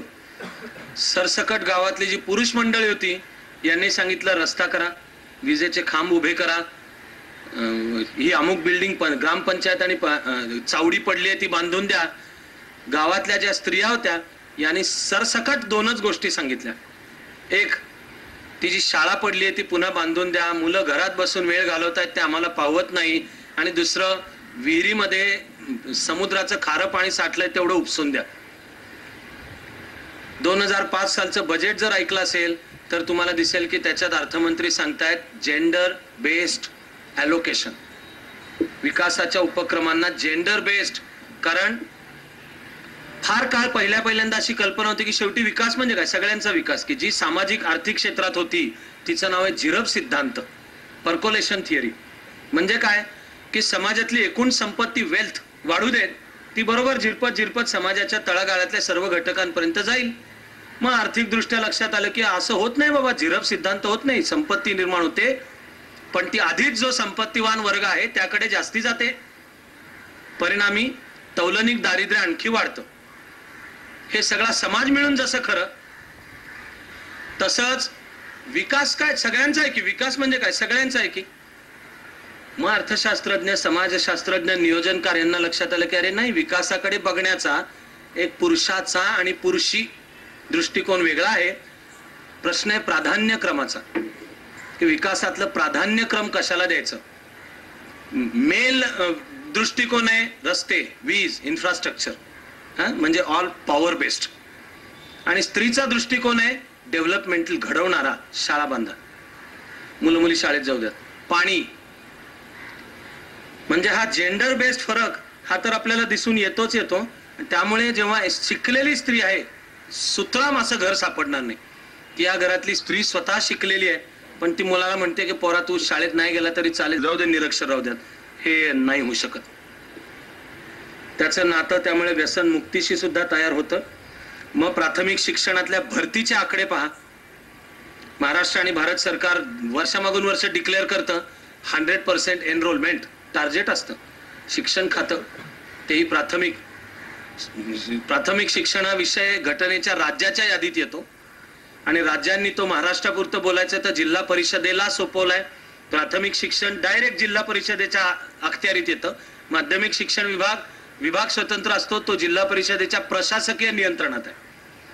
पण जे हजारोंच्या संख्येने प्रत्येक जिल्ह्यात प्राथमिक शिक्षक आहेत, यांना जून मधले जर पगार मिळायचे असले तर यांना शासनाने आखून दिलेलं उद्दिष्ट आहे की तुमचा जो शाळा आहे जिथली, तिथलं 6 वर्षाचं प्रत्येक मूल शाळेत भरती झालं तर तुमचे पगार. त्यामुळे भरतीचे रिपोर्ट 100%. वस्तुस्थिती आहे का? अजिबात नाही. सत्य शोधायला गेलं की भरती नाही होणाऱ्याच्यात पुरुष किती स्त्रिया किती, तर 6 वर्षाचे झाले, आता शाळेत गेले पाहिजेत, असे जर 100 जण धरले तर त्यातले शाळेत आणि शाळेत येत नाहीत तर 80% त्यातल्या मुली आहेत, त्यांना पाठवलं नाही. 80% म्हणजे एनरोलमेंट न होणे याचा 80% मुली. बर, मग तरी भरती झाल्या. पुढचा शिक्षणशास्त्रातला शब्द आहे गळती. गळती आणि मुख्यतः 3 टप्प्यांची गळती. पहिला इयत्ता 4थी लेवल, दुसरा 7वी लेवल, तिसरा 10वी नंतर आणि म्हणजे उच्च माध्यमिक शिक्षण. 4थी पातळीला गळतीचं प्रमाण 44च्या आसपास आहे. त्या गळणाऱ्यांमध्ये 80%हून जास्त मुली. 7वीला अशी जी 100 जण 5वीत जातील त्यातले 7वीत सुमारे 34 आहे गळतीचं प्रमाण. त्या 34मध्ये 24 मुली. 10वी करत करत तुम्हाला प्रमाण दिसेलच की माध्यमिक, उच्च माध्यमिक, पदवी, पदव्युत्तर आणि संशोधन रिसर्च यामध्ये क्रमाक्रमाने स्त्रीचं प्रमाण कमी होत जातं. आणि जितकं स्किल्ड, जितकं शिकलेलं कमी, तितके मग समाजात स्थान कोणतं मिळणार, पद कोणती मिळणार हे पण त्यावरनं ठरतं. त्यामुळे जी श्रम विभागणी होते त्याच्यात तथाकथित सॉफ्ट कामं स्त्रीकडे आणि हार्ड प्रोडक्टिव्ह जी निर्मितीची मानली जातात ती सगळी पुरुषांकडे. पत्रकारितेसारखं क्षेत्र घ्या उदाहरणासाठी. पत्रकारितेमध्ये जाऊन स्त्रियांचे विषय कव्हर कर किंवा पर्यावरणाचे असेल वगैरे टाईपचं, पार्ट्यांना जा या टाईपचं जे असेल ते मुलगी स्त्री कर. पण पॉलिटिक्स मंत्रालय कव्हर करायचंय, विधानमंडळाचं कामकाज कव्हर करायचंय, तिथे प्रमाण कमी कमी दिसत जाईल. प्रत्यक्ष ग्रामपंचायतीपासून ते देशाच्या लोकसभेपर्यंत राजकीय सत्तेमध्ये स्त्रीला वाटा किती हा शोधायला गेलं 10% पण निघत नाही. भारताची सरासरी 7-7.5% निघेल. भारताच्या 543 खासदारांपैकी महिला खासदार किती असतात हा आकडा जास्तीत जास्त गेल्या निवडणुका 52 साली झाल्या पहिल्या तेव्हापासून आजपर्यंत तो जास्तीत जास्त 7-7.5% 7-7.5% म्हणजे 543 35 किंवा 40. उरलेले 500हून जास्ती हे पुरुष खासदार.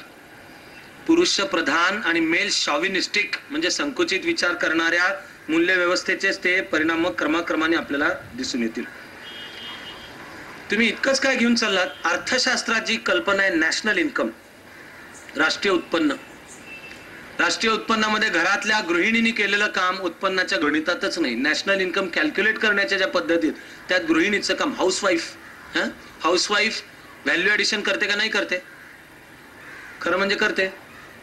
एका अर्थशास्त्रज्ञांनी वाक्य फार छान लिहिलंय, त्याच्यात ते पंच येतं, पंच लाईन येते लक्षात, की तुमच्या ऑफिसमध्ये एखादी तरुण सुंदर मुलगी काम करते, ती तुमची सेक्रेटरी आहे, तर ती जे काम करते ते नॅशनल इन्कम मध्ये मोजलं जातं. तिच्याशी तुम्ही लग्न केलं की त्यानंतर ती जे काम करेल ते नॅशनल इन्कम मध्ये मोजलं जात नाही. ह्या स्क्यूड चुकीच्याच नॅशनल इन्कम मोजण्याच्या पद्धती आहेत. गृहिणी जे काम करते ते नॅशनल इन्कम मध्ये आहे, मोजलं जात नाही. ती जी ओळ आहे, इस्मत के बदले रोटी दी और उसको भी एहसान कहा. सौदा केला शरीराशी, त्याच्या बदल्यात फेकला भाकरीचा तुकडा आणि वर सांगितलं की हे जे मिळतं हे उपकार आहे, कारण राष्ट्रीय उत्पन्नात तुझा वाटा नाही, कॅल्क्युलेशन मध्ये तू नाही. कायदा पाहायला गेलं तरी सुद्धा कागदावरचा कायदा एक आणि अंमलात येतानाचा कायदा दुसरा, अशा 3-4 उदाहरणांकडे तर आपण ठळक लक्ष देणं नितांत आवश्यक आहे. अनेक वर्ष झाली, निदान 20 एक, पण कायद्याच्या दृष्टीने एक भयंकर दुःखद केस आहे. दुर्दैवाने दुःखद कारणासाठी ती गाजली. ती म्हणजे आग्र्यामधल्या पोलिसनी एका वेश्येला पकडलं आणि ती पोलीस कस्टडीत असताना गँग रेप झाला तिच्यावर. तिने कोर्टात केस केली. A to Z सर्व कोर्टांचा निकाल या मथुराच्या विरुद्ध. हिचं नाव मथुरा. मथुराच्या विरुद्ध. का विरुद्ध? तू वेश्याच आहेस. प्रश्न असा आहे तो की वेश्या आहे म्हणजे बलात्काराचा हक्क मिळाला का? आणि तोही पोलिसांना मिळाला. हे केवढं भीषण आणि पाशवी कृत्य आहे. ज्या पोलिसनी रक्षण करायचं फार तर तू तिला वेश्याव्यवसाय करताना पकडलं का, ते कायद्यानुसार जी काही कारवाई असेल ती कर ना. कस्टोडियल व्हायलन्स, आणि त्याचा सर्वात भीषण पाशवी ब्रुटल प्रकार म्हणजे कस्टोडियल रेप. त्यावेळच्या न्यायव्यवस्थेने तेव्हा का विना उचलून धरला. नंतरचे अनेक निकाल आहेत स्त्रीला अनुकूल, तिकडे आपण आपल्या अभ्यासामध्ये प्रवास करतोच आहोत. पण ही मथुरा केस, कारण न्यायाधीशही पुरुष, त्यालाही पत्नी असते, त्यालाही रस्त्यावरनं जाणाऱ्या कुठल्याही स्त्रीबद्दल जर पकडलं जाण्याची भीती नसेल तर तो आचकट विचकट बोलणारच नाही, याची खात्री नाही सांगतायत त्याला.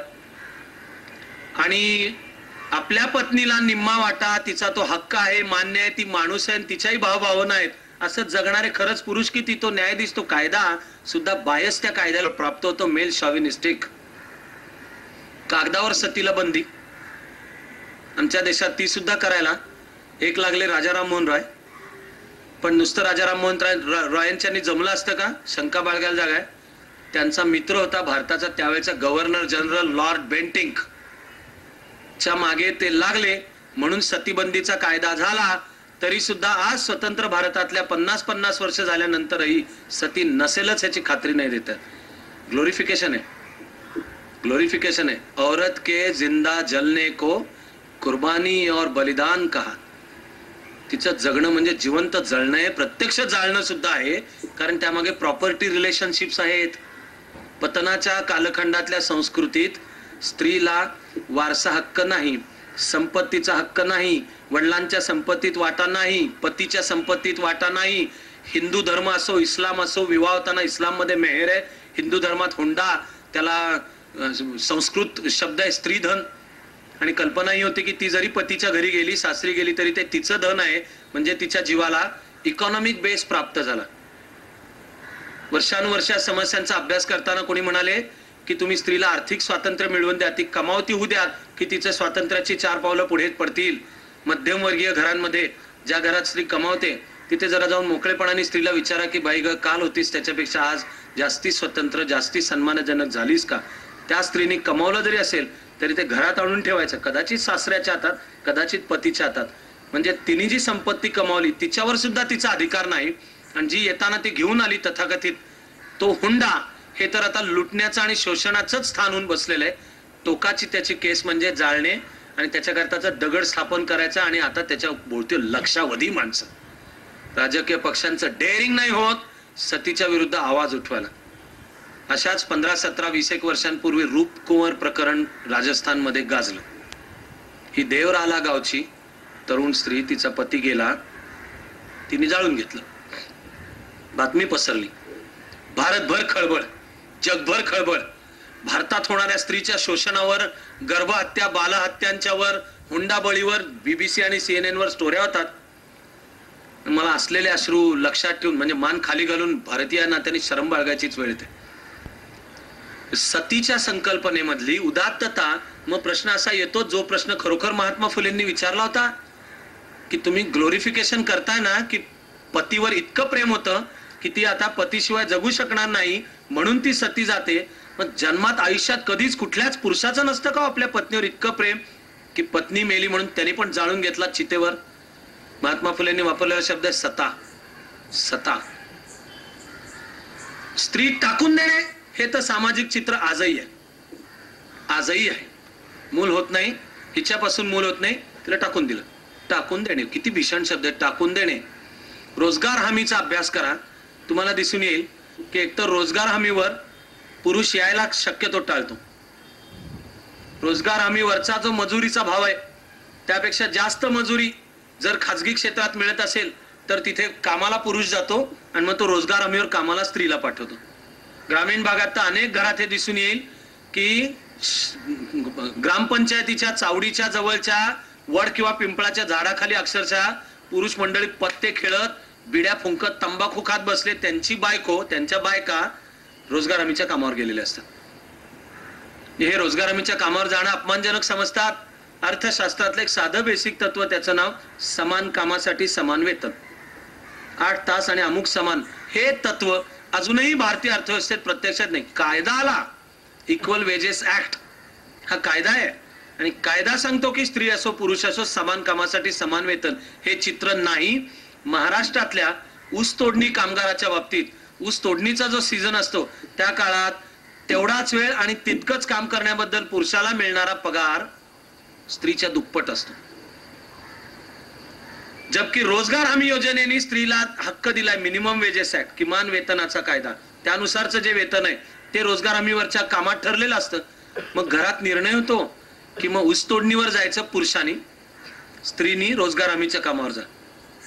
आणि याची टोकाची मेल शॉविनिस्टिक, खरं म्हणजे इगोइस्टिक अहंकारी कल्पना म्हणजे मी एक वेळ कामावर जाणार नाही, चकाट्या पिटीन, तंबाखू खाईन, सिगरेट ओढीन, बिड्या ओढीन, गावच्या राजकारणाच्या फालतूपणा करीन, कामावर नाही जाणार, मी चावडीवर बसीन, पिंपळाच्या झाडाखाली तुझा कामावर. त्या कामावर तरी तिने जी संपत्ती कमवली त्याच्यावर तिचा हक्क नाहीच. सती आणि रूपकुमार प्रकरण, बालविवाह कायदे आले खूप, ब्रिटिश काळात आले तेव्हा प्रथम त्यांना विरोध झाले, मग आले स्वतंत्र देशात आम्ही स्वीकारले कायदे, सुदैवाने हिंदू कोड बिल आलं. अजूनही बालविवाह होतात. वय वर्ष 18 स्त्रीसाठी आणि पुरुषासाठी 21 सर्रास होतात. आता झाली 5-7 वर्ष राजस्थान मधल्या बालविवाहांचा एक होणार होते बालविवाह, त्याला विरोध केला त्या गावातली एक स्त्री, तिचं नाव भौरी देवी. भौरी देवीने जाऊन सरकारला खबर केली. कोणतरी 2-4 चांगले जागृत अधिकारी होते, ते आले. त्यावेळेचा जो सामूहिक बालविवाह होता तो थांबला. परिणाम नंतरच्या काही दिवसात गावासमोर दिवसा डवळ्या भौरी देवीवर गँग रेप झाला. साक्षी पुरावा करायला एक माणूस पुढे नाही. म्हणजे जे विदारक चित्र आणि कायद्यांमधले बदल झाले, राजकीय अधिकार सुद्धा दिले, खपत नाही पुरुष प्रधान समाजाला. 73 आणि 74वी घटना दुरुस्ती आली. त्या घटना दुरुस्तीचे जे मुख्य भाग आहेत त्याच्यात महिलांसाठी 33% राखीव जागा स्थानिक स्वराज्य संस्थांमध्ये हे आलं. त्यानुसार ग्रामपंचायत, पंचायत समिती, जिल्हा परिषद आणि म्युनिसिपल म्हणजे नगरपालिका यांच्यामध्ये आलं 33%. पहिल्यांदा काय दिसून येईल परिणाम? एक तर मुळात पुरुष वर्गाचा, राजकारणातल्या पुरुष प्रधानतेचा याला मुळात विरोध. पण 73वी 74वी घटना दुरुस्ती संमत करायची लोकसभेने ना, करून टाका ना. हलवायच्या घरावर तुळशी पत्र. स्त्रियांना, महिलांना कुठे 33% राखीव जागा देत आहे? स्थानिक स्वराज्य संस्थांना देऊन टाका. हे जर 91-92 साली झालं तर आज त्यानंतर 15 वर्ष झाली तरी लोकसभा आणि विधानसभेत का नाही 33% जागा मान्य झाल्या? मग कारण आमची दुकानं नको बंद पडायला. मग महिलांच्यासाठी जे राखीव मतदारसंघ आहेत ते ग्रामपंचायतीत आले, पंचायत समितीत आले, जिल्हा परिषदेत आले, नगरपालिका किंवा महानगरपालिकांच्या मध्ये सुद्धा आले. लॉजिक काय आता की हे आता अप्लाय करा, लागू करा विधानसभा आणि लोकसभेला सुद्धा. पण नको, जेव्हा लागू झालं 33%. महाराष्ट्राचा अभ्यास करा, तुम्हाला दिसून येईल की ज्या वर्षी 73-74व्या घटना दुरुस्ती नंतरच्या पहिल्या जिल्हा परिषद निवडणुका झाल्या त्यामध्ये जिल्हा परिषदांची सीटच 1/3 वाढवण्यात आली. वाढवलेली सीट महिलांसाठी. म्हणजे खरा सत्तेतला वाटा, खरा निर्णय प्रक्रियेतला सहभाग करायला विरोध. या 73 आणि 74व्या घटना दुरुस्तीनुसार स्थानिक स्वराज्य संस्थांच्या मध्ये एक नवी समिती फॉर्म झाली, तिचं नाव महिला आणि बाल कल्याण समिती. तर पहिल्यांदा ती कागदावर तयार झाली. त्या समितीने करायचं काय? तिला जागाच नाही. समिती, तुम्ही घटना दुरुस्ती म्हणली ना, समिती करा, केली. आता ते टेबल कुठलं, खुर्ची कुठली, कुठल्या खोलीत बसायचं? त्या समितीच्या अध्यक्ष जी महिला असेल, पण ग्रामपंचायत म्हणजे जिल्हा परिषदेची सदस्य, तिने कुठे बसायचं? दर पावलाला गव्हर्नमेंटला ऑर्डर्स इश्यू करायला लागल्या, धमक्या, शोकॉज नोटिसेस द्याव्या लागल्या, तेव्हा पुढचं पाऊल. त्यात उदाहरणार्थ झालेला एक बदल आहे की आता कायद्याने, नियमाने जिल्हा परिषदेच्या आणि नगरपालिकांच्या बजेटच्या 15% रक्कम ही डायरेक्ट महिलांच्या विकासासाठी ठेवावी लागते. आणि त्या रकमेचा विनियोग हा पूर्णपणे महिला आणि बाल विकास, महिला आणि बाल कल्याण समिती हिच्या हातात ठेवावा लागतो. महाराष्ट्राच्या बजेटमध्ये अशीच एक तरतूद शेड्यूल कास्ट आणि शेड्यूल ट्राईब ज्या भागात जितके टक्के आहेत तशांच्या करता आहे. याचं नाव आहे TSP. TSP म्हणजे ट्रायबल सब प्लॅन. हा डिस्ट्रिक्ट प्लॅनचा घटक असतो. आणि त्या जिल्ह्यातली आदिवासी जमातींची लोकसंख्या किती, तिच्या प्रमाणात बजेटमध्ये एक्सक्लुझिव्ह पूर्ण वेगळी रक्कम, जेवढी आदिवासी लोकसंख्या तेवढ्या प्रमाणात, जेवढी दलित म्हणजे शेड्यूल कास्ट लोकसंख्या तेवढ्या प्रमाणात. मग तुम्हाला गेम काय दिसून येईल त्याच्यात?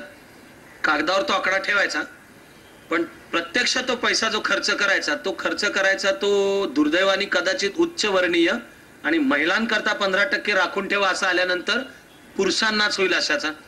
म्हणजे कागदावर रस्ता असा दाखवायचा की ही अमुक ठिकाणी इथे दलित वस्ती आहे, तिथून गावाकडे येणारा रस्ता, तो रस्ता प्रत्यक्ष असतो सगळ्या गावाचा, त्याचा प्रत्यक्ष त्या दलित अथवा आदिवासी वस्तीला फायदा होत असेलच असं नाही. ही जी मूल्य व्यवस्था आहे, मागासलेली मूल्य व्यवस्था, भारताच्या विकासाला खरा अडथळा निर्माण करणारी मूल्य व्यवस्था, ती आपला बळी घेत राहतेच. हे वास्तव विद्रूप आहे. याचा अर्थ सगळंच विद्रूप आहे, काहीच घडत नाहीये, अजिबातच बदलत नाही असं नाहीये. किंबहुना एवढं असून आनंद बाळगावा अशी सुद्धा विकासाची पावलं आपल्याला दिसतात. आज एकही क्षेत्र असं नाही, आधी सांगितलेल्या समस्या आणि चित्र असूनही आजचं चित्र हे आहे की आता एकही क्षेत्र असं नाही की जिथे स्त्री पुरुषाच्या बरोबरीने प्रसंगी पुरुषा इतकंच पुरुषापेक्षा चांगलं काम करून दाखवू शकते. संधी नाकारली जाणे. अगदीच उदाहरण म्हणून द्यायचं झालं तर आता आर्म फोर्सेस मध्ये फायटिंग विंग मध्ये अजूनही स्त्रीला प्रवेश नाही. आणि तुमच्या समोर सगळं मांडत असताना निसंशयरित्या वैयक्तिक मी हे मत व्यक्त करेन की माझं मत आहे ते बरोबर आहे. फायटिंग विंग मधला जो सैनिक आहे हा जर शत्रूच्या ताब्यात सापडला, पकडला गेला, पुढचं न बोललेलं बरं.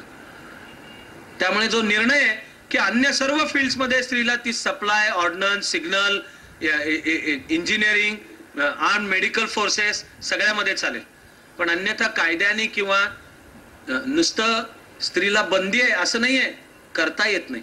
अमुक एका क्षेत्रामध्ये स्त्रीला आता यायला परवानगी नाही, हे करता येत नाही. मग याला 150-200 वर्षांची सुद्धा असेल, कदाचित जास्ती सुद्धा असेल.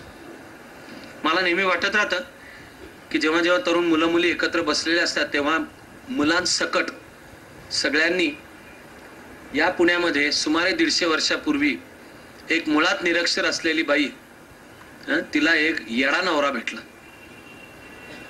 आणि त्याला मूल होत नव्हतं.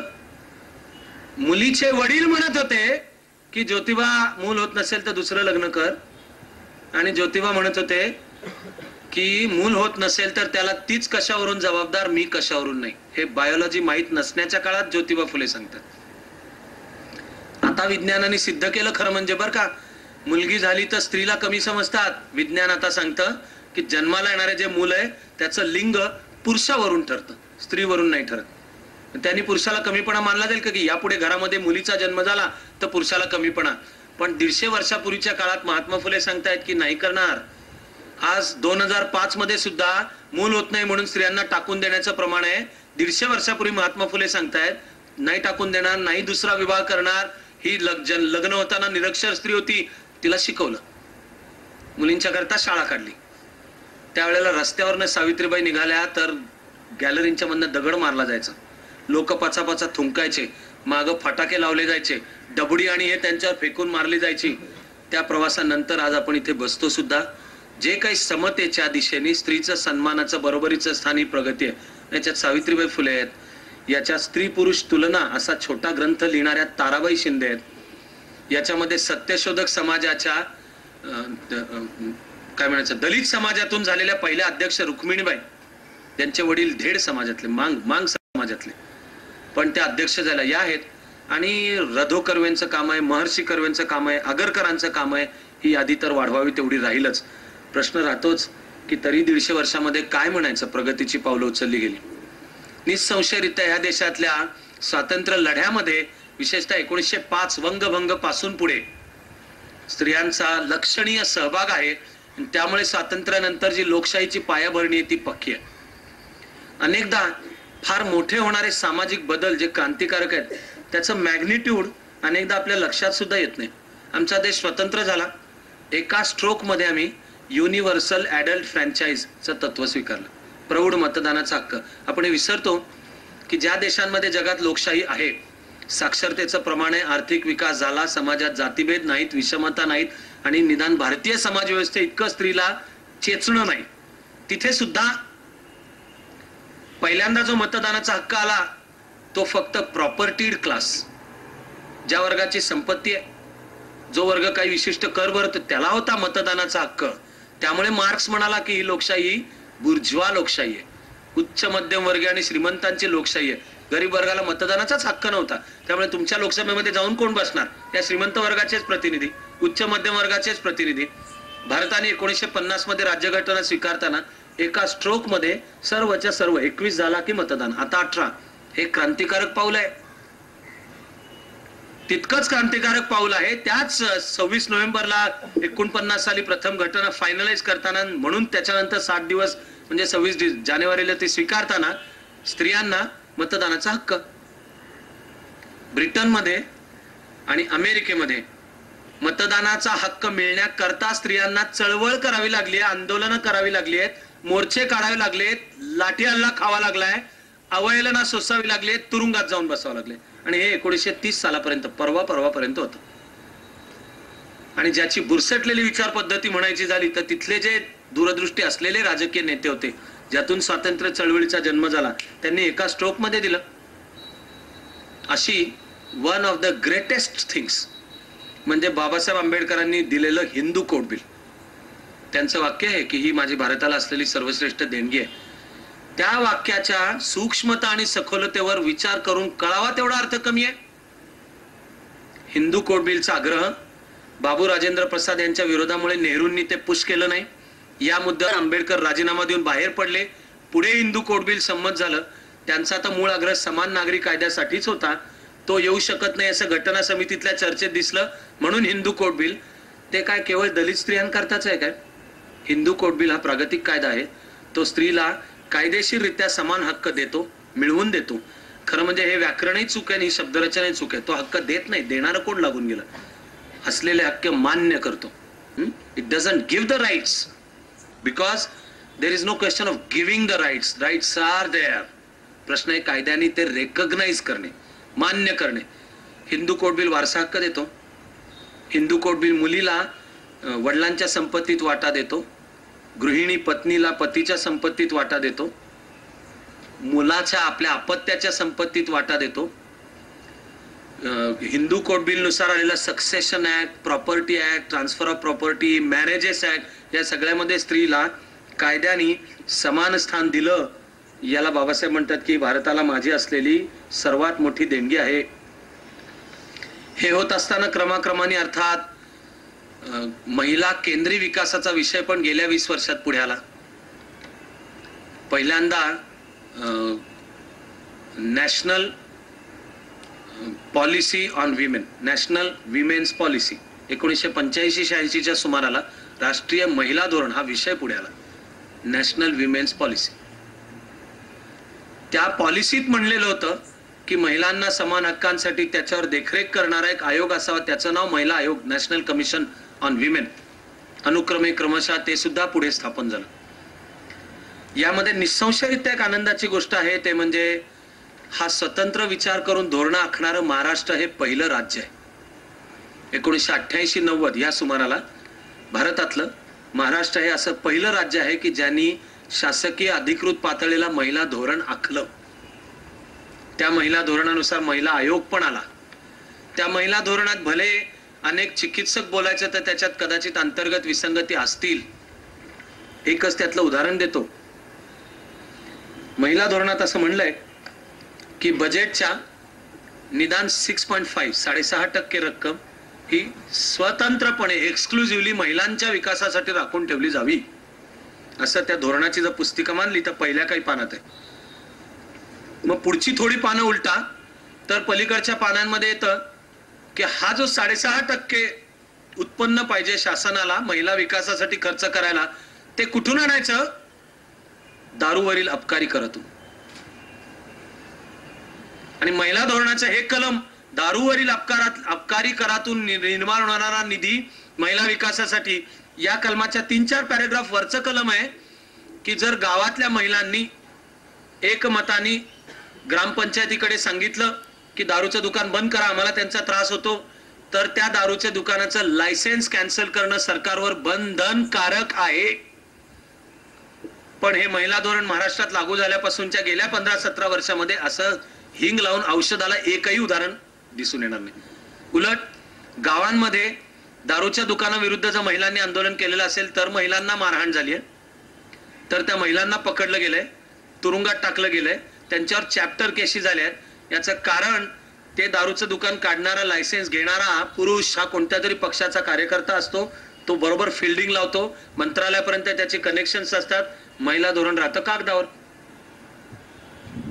या आणि अशा चिकित्सक मर्यादा मान्य जरी करायच्या झाल्या तरी हे निसंशयरित्या प्रगतीचं एक अर्ध असेल, असमाधानकारक असेल, पण निश्चितपणाने पुढचं पाऊल तर होतच. आता तर या बजेट पासून राष्ट्रीय पातळीवर सुद्धा ही कल्पना आली, ती म्हणजे डेव्हलपमेंटल प्लॅनिंग, विकासाच्या नियोजनातला जेंडर बायस, एक्सक्लुझिव्ह रक्कम महिलांच्या विकासाला. खरं म्हणाल तर आपण समजा एक नजर फिरवायची झाली की आजच्या भारतासमोर जे विकासाचे प्रश्न आहेत, मुख्य कोणते आणि ते कोणाच्या विकासाचे, तर मी नुसत्या प्रश्नाच्या शीर्षकाचा उच्चार करत असताना तुम्ही मेंदूत आठवून पहा की हा कोणाशी निगडीत आहे. साक्षरता, प्राथमिक शिक्षणाची उत्तम क्वालिटी, पिण्याच्या पाण्याचा प्रश्न, वाढतं प्रदूषण आणि पर्यावरणाचा प्रश्न, जंगलं घटत चालली, आरोग्याचा प्रश्न, हे आजही भारतासमोरचे बेसिक आहेत. निसंशयरित्या आपल्या लक्षात येईल की हे स्त्री केंद्री, विमेन ओरिएंटेड असेच विकासाचे प्रश्न आहेत आणि ते सर्वांचे आहेत. आता अर्थशास्त्रज्ञ, नियोजनकार आपल्याला सांगतात की अशा प्रकारे जेंडर बायस ठेवून स्वतंत्रपणे स्त्रीच्या विकासावर केलेली जी रक्कम आहे, खर्च केलेली रक्कम, तिचा परतावा जास्ती आहे. उदाहरणार्थ, गेल्या 8-10 वर्षांच्या मध्ये दारिद्र्य निर्मूलन योजना राबवण्यामध्ये शासनाच्या या प्रशासकीय सूचना आल्या. काय आल्या? प्रत्येक जिल्ह्याला IRDPचं टार्गेट असतं. 10-12 वर्षांपूर्वीपासून सूचना पण आल्या, जास्तच आता, की ते टार्गेट पैकी 50% प्रकरणं महिलांच्या नावाने केली पाहिजेत. आणि IRDPचं जे प्रपोजल तयार करायचं त्यात ते महिलेच्या नावाने करा. टेलरिंग मशीन टाकायचंय, ॲग्रोबेस्ड उद्योग करायचा आहे, मिल्क ॲनिमल म्हणजे दूध दुभती जनावरं द्यायचे, गाय म्हैसी, तर ते प्रकरण स्त्रीच्या नावाने करा. हे दिसून आलेल्या अभ्यासाच्या द्वारे की जर स्त्रीला कर्ज दिलं तर त्या कर्जाचा विनियोग ज्या कारणासाठी दिलं तिकडे होणे, त्यातून त्या कुटुंबाचा विकास होणे आणि मुख्य म्हणजे कर्जाची परतफेड होणे याचं प्रमाण जास्ती. पुरुषाला दिलं तर मिळालेली रक्कम घेऊन तो घरीच जाईल याची शाश्वती नाही. ज्या दिवशी मिळेल त्या दिवशी तो दारूच्या अड्ड्यावर जाईल, जुगाराच्या अड्ड्यावर जाईल, आता निघालेले आणि वाढत चाललेले जे लेडीज बार आहेत तिथे जाईल, तिथे पैसे असे सगळे उधळेल, खंक होऊन घरी परतील आणि पत्नीच्याच गळ्यातलं मंगळसूत्र तोडेल. हे वर्णन नुसतं साहित्यिक नाही, अर्थशास्त्रीय बेस आहे. त्यामुळे IRDP मध्ये सुद्धा कर्ज प्रकरण करताना ते महिलेला द्या हे सुद्धा आलं. जागतिक पातळीला ही जाणीव वाढत गेली. आपण ज्यांनी युनायटेड नेशन्स सुरुवात केली, बीजिंगला परिषद झाली आणि तिचं नावच आहे बीजिंग डिक्लरेशन. ह्या बीजिंग डिक्लरेशननी हा महिलांच्या हक्काचा चार्टर आहे. समाजामध्ये स्त्रीला समान हक्क म्हणजे पुढील काय काय मुद्दे पाहिजेत असे त्या बीजिंग डिक्लरेशननी मांडले. या महाराष्ट्राने शेतकरी चळवळ पाहिली आणि आज तिचा फोर्स जरी कमी झाला असला तरी या चळवळीने काही पावलं निसंशयरित्या अत्यंत मोलाची उचलली. त्यातलं एक, ही चळवळ 83-84-85च्या सुमाराला भरात होती. तिचं नाव लक्ष्मी मुक्तीची चळवळ. हे जे शरद जोशींच्या नेतृत्वाखालची शेतकरी चळवळ, त्यांनी चळवळीचा मुद्दा हा हातात घेतला की 7-12वर स्त्रीचंही नाव पाहिजे. कब्जेदार सदरी, मालकी हक्क. तुम्हाला ग्रामीण भागात ते दिसून येईल की 7-12वर स्त्रीचं नाव नसतं. असलंच तर इतर हक्कात कुळखंड सदरी, आणि जो मधला 7 फॉर्म नंबर नमुना 7 त्याचा मधला भाग म्हणजे हक्कदार कोण, कब्जेदार कोण, वहिवाटदार कोण, तिथे नाव घरातल्या पुरुषाचं. हिंदू कोड बिल झालं, सक्सेशन ऍक्ट आला, मॅरेजेस ऍक्ट आला, तरी सुद्धा वस्तुस्थितीतलं हे बदलत नाही. मग शेतकरी चळवळीने हा विषय हाती घेतला की 7-12वर स्त्रीचं नाव आलं पाहिजे. तत्कालीन महाराष्ट्र सरकारने निर्णय केला, ते जेव्हा काँग्रेसचं होतं तेव्हा केला, नंतर सेना भाजपचं आलं तेव्हा सुद्धा केला. जोपर्यंत त्याला मासेस जन आंदोलनाचं स्वरूप येत नाही तोवर खरा त्याला आधार मिळणार नाही. पुढे 1986 मध्ये नाशिक जिल्ह्यातलं चांदवड या ठिकाणी शेतकरी संघटनेने योजलेलं महिला अधिवेशन झालं. खरं म्हणजे या प्रकारचा पहिला सामाजिक प्रयोग, आणि या स्केलला ग्रामीण महिला आणि काही लाखांच्या भाषेत त्या उपस्थित, आपापला भाकर तुकडा बांधून ग्रामीण भागातल्या महिला उपस्थित. तिथे महिलांच्या विकासाचं काय धोरण पाहिजे हे जे मांडण्यात आलं ते होतं चांदवडची शिदोरी, असंच त्याचं नाव आहे, चांदवडची शिदोरी. पुढे महाराष्ट्र शासनाने आणि नंतर भारत सरकारने त्यातले अनेक मुद्दे उचलून आपल्याला त्यातली पावलं टाकलेली दिसतात. त्यातलं अत्यंत मोलाचं आहे ते म्हणजे 7-12वर स्त्रीचं नाव असलं पाहिजे. आणि IRDPचं प्रकरण असो अथवा बँकेचं असो, पुरुषाला जमिनीचे व्यवहार करायचे असले तर त्या जमिनीत जिचा वाटा आहे असं कायदा म्हणतो, त्या स्त्रीची परवानगी, ऍफिडेव्हिट, तिचं सातबारावर नाव असं असल्याशिवाय आता पुढचं पाऊल टाकता येणार नाही, असा कायदा आणि प्रशासकीय कार्यपद्धतीत बदल झाले. कायद्यामधले बदल सुद्धा मोलाचे. अॅट्रॉसिटीज ऑन विमेन, स्त्रियांवर होणाऱ्या अत्याचारापासून स्त्रीचं रक्षण करायला कायद्यातले झालेले बदल. तर जो सगळ्यात मोठा बदल झाला तो सगळ्यात बेसिक आहे कायद्यातला बदल. नॉर्मल स्थितीमध्ये कायद्याचं तत्व असतं, you are innocent till proved guilty. दोषी सिद्ध होईपर्यंत तुम्ही निर्दोष असता, आणि दोषी आहात हे सिद्ध करायची जबाबदारी जो म्हणतो की हा दोषी आहे त्याच्यावर आहे. Burden of proof is with the prosecution. महिलांवरील अत्याचाराच्या बाबतीत कायद्याचं तत्व बरोबर उलट झालं काही स्पेसिफिक सेक्शन्सच्या बाबतीत. ते म्हणजे जर स्त्रीनी सांगितलं की याने केलं, then you are guilty till proved innocent, आणि देन मी निर्दोष आहे, अहो मी काही केलं नाही असं सिद्ध करायची जबाबदारी ज्याच्यावर आरोप झाले ते. कायद्याच्या ज्युरिस्प्रुडन्स, कायद्याच्या शास्त्राच्या भाषेत you are innocent till proved guilty या तत्वावर आधारित जी कायद्याची पद्धत आहे तिचं नाव आहे ॲक्युझेटोरियल ज्युडिशियल सिस्टीम. की आरोप केले, बचावाचा हक्क दिला, सिद्ध झाले तर, आणि आरोप केला तर ज्याच्यावर आरोप केला त्यांनी मी निर्दोष आहे हे सिद्ध करायची जबाबदारी, याचं नाव आहे इन्क्विजिटोरियल ज्युडिशियल सिस्टीम. इन्क्विजिशन, आरोप केले. इंडियन पिनल कोड 302 म्हणजे खून. तर कायदा म्हणतो की गृहीतच हे आहे की विवाहाच्या पहिल्या 7 वर्षात जर स्त्रीचा संशयास्पद मृत्यू असेल तर पती आणि सासरची मंडळी जबाबदार आहेत हे गृहीत आहे, ते निर्दोष आहेत हे सिद्ध करायची जबाबदारी त्यांची. म्हणजे IPC 302 लागू झालं. समजा दिसून आलं की नाही स्टोव पेटला, त्यांनी पेटली आणि त्यामुळे मृत्यू झाला, तरी कलम 304 म्हणजे कॉझिंग डेथ बाय निग्लिजन्स, कलम 304चं स्त्रीवरच्या अत्याचाराच्या बाबतीतलं आता कायद्यातलं गृहीत तत्व आहे की लग्नाच्या पहिल्या 7 वर्षात जर स्टोव पेटून झाला, चुकून पाण्यात पडली, तरी नवरा आणि सासरचे जबाबदार आहेत, तर हे निर्दोष आहे, हा खरंच अपघात होता, दुर्दैवाने घडलं हे सिद्ध करण्याची जबाबदारी घरातले सासरचे पुरुष मंडळी, त्यात मग सासू सासरा पण आले. 304. समजा जळून नाही मेली किंवा संशयास्पद मृत्यू पण नाही, फास पंख्याला टांगून घेतलं, रेल्वे खाली गेली, विहिरीत उडी मारली म्हणजे आत्महत्या, तरी कायदा म्हणतो की लग्नाच्या पहिल्या 7 वर्षात असेल तर हाही मृत्यू संशयास्पद आहे. कलम इंडियन पिनल कोडचं कलम 306-307 हे आहे आत्महत्या करण्यास प्रवृत्त करणे, अबेटमेंट टू कमिट सुसाईड. कायद्यातला बदल म्हणतो की विवाहापासून असं पहिल्या 7 वर्षात जर झालं तर तो हुंडा बळी आहे हे गृहीत धरलं जाईल.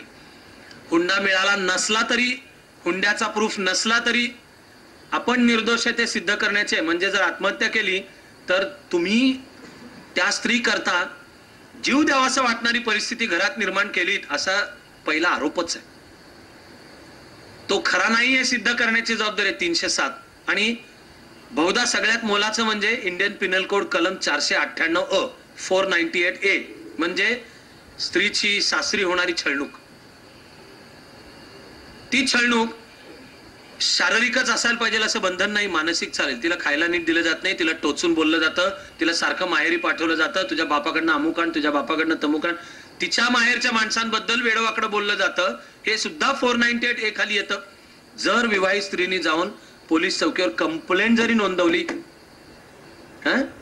तर पहिल्यांदा नवरा आणि सासू सासरा यांना अटक, कारण हा कॉग्निजेबल ऑफेन्स आहे. आणि कॉग्निजेबल ऑफेन्स असल्यामुळे स्त्रीनी तक्रार करण्याकरता सुद्धा थांबण्याची गरज नाही.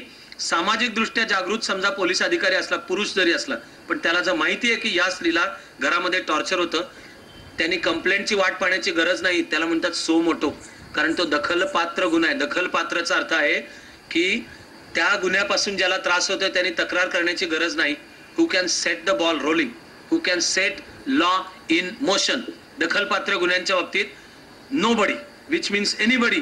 पोलिसला जर अंदाज आला, कायदा अंमलात आणणाऱ्या यंत्रणेला आला, कोणीतरी निनावी पत्र जजला पाठवलं की पत्ता सो अँड सो या घरातल्या स्त्रीला छळणूक होतीये, साधं ते पत्र हे प्लेंट म्हणजे रीतसर कोर्टामध्ये केलेली तक्रार मानून जज त्यावर पावलं उचलू शकतो. हे 498A कायद्यांच्या मधले सुद्धा बदल या दिशेने झाले. बोलता बोलता सुद्धा मला मुलींचे चेहरे उजळलेले दिसत आहेत. पोरं मंडळींना लक्षात येतं की आता प्रॉब्लेम आहे, की आता मुलींच्या चेहऱ्यावर मला हे दिसतच आहे की आता बघतो तुझ्याकडं, आता जातो कुठं तू.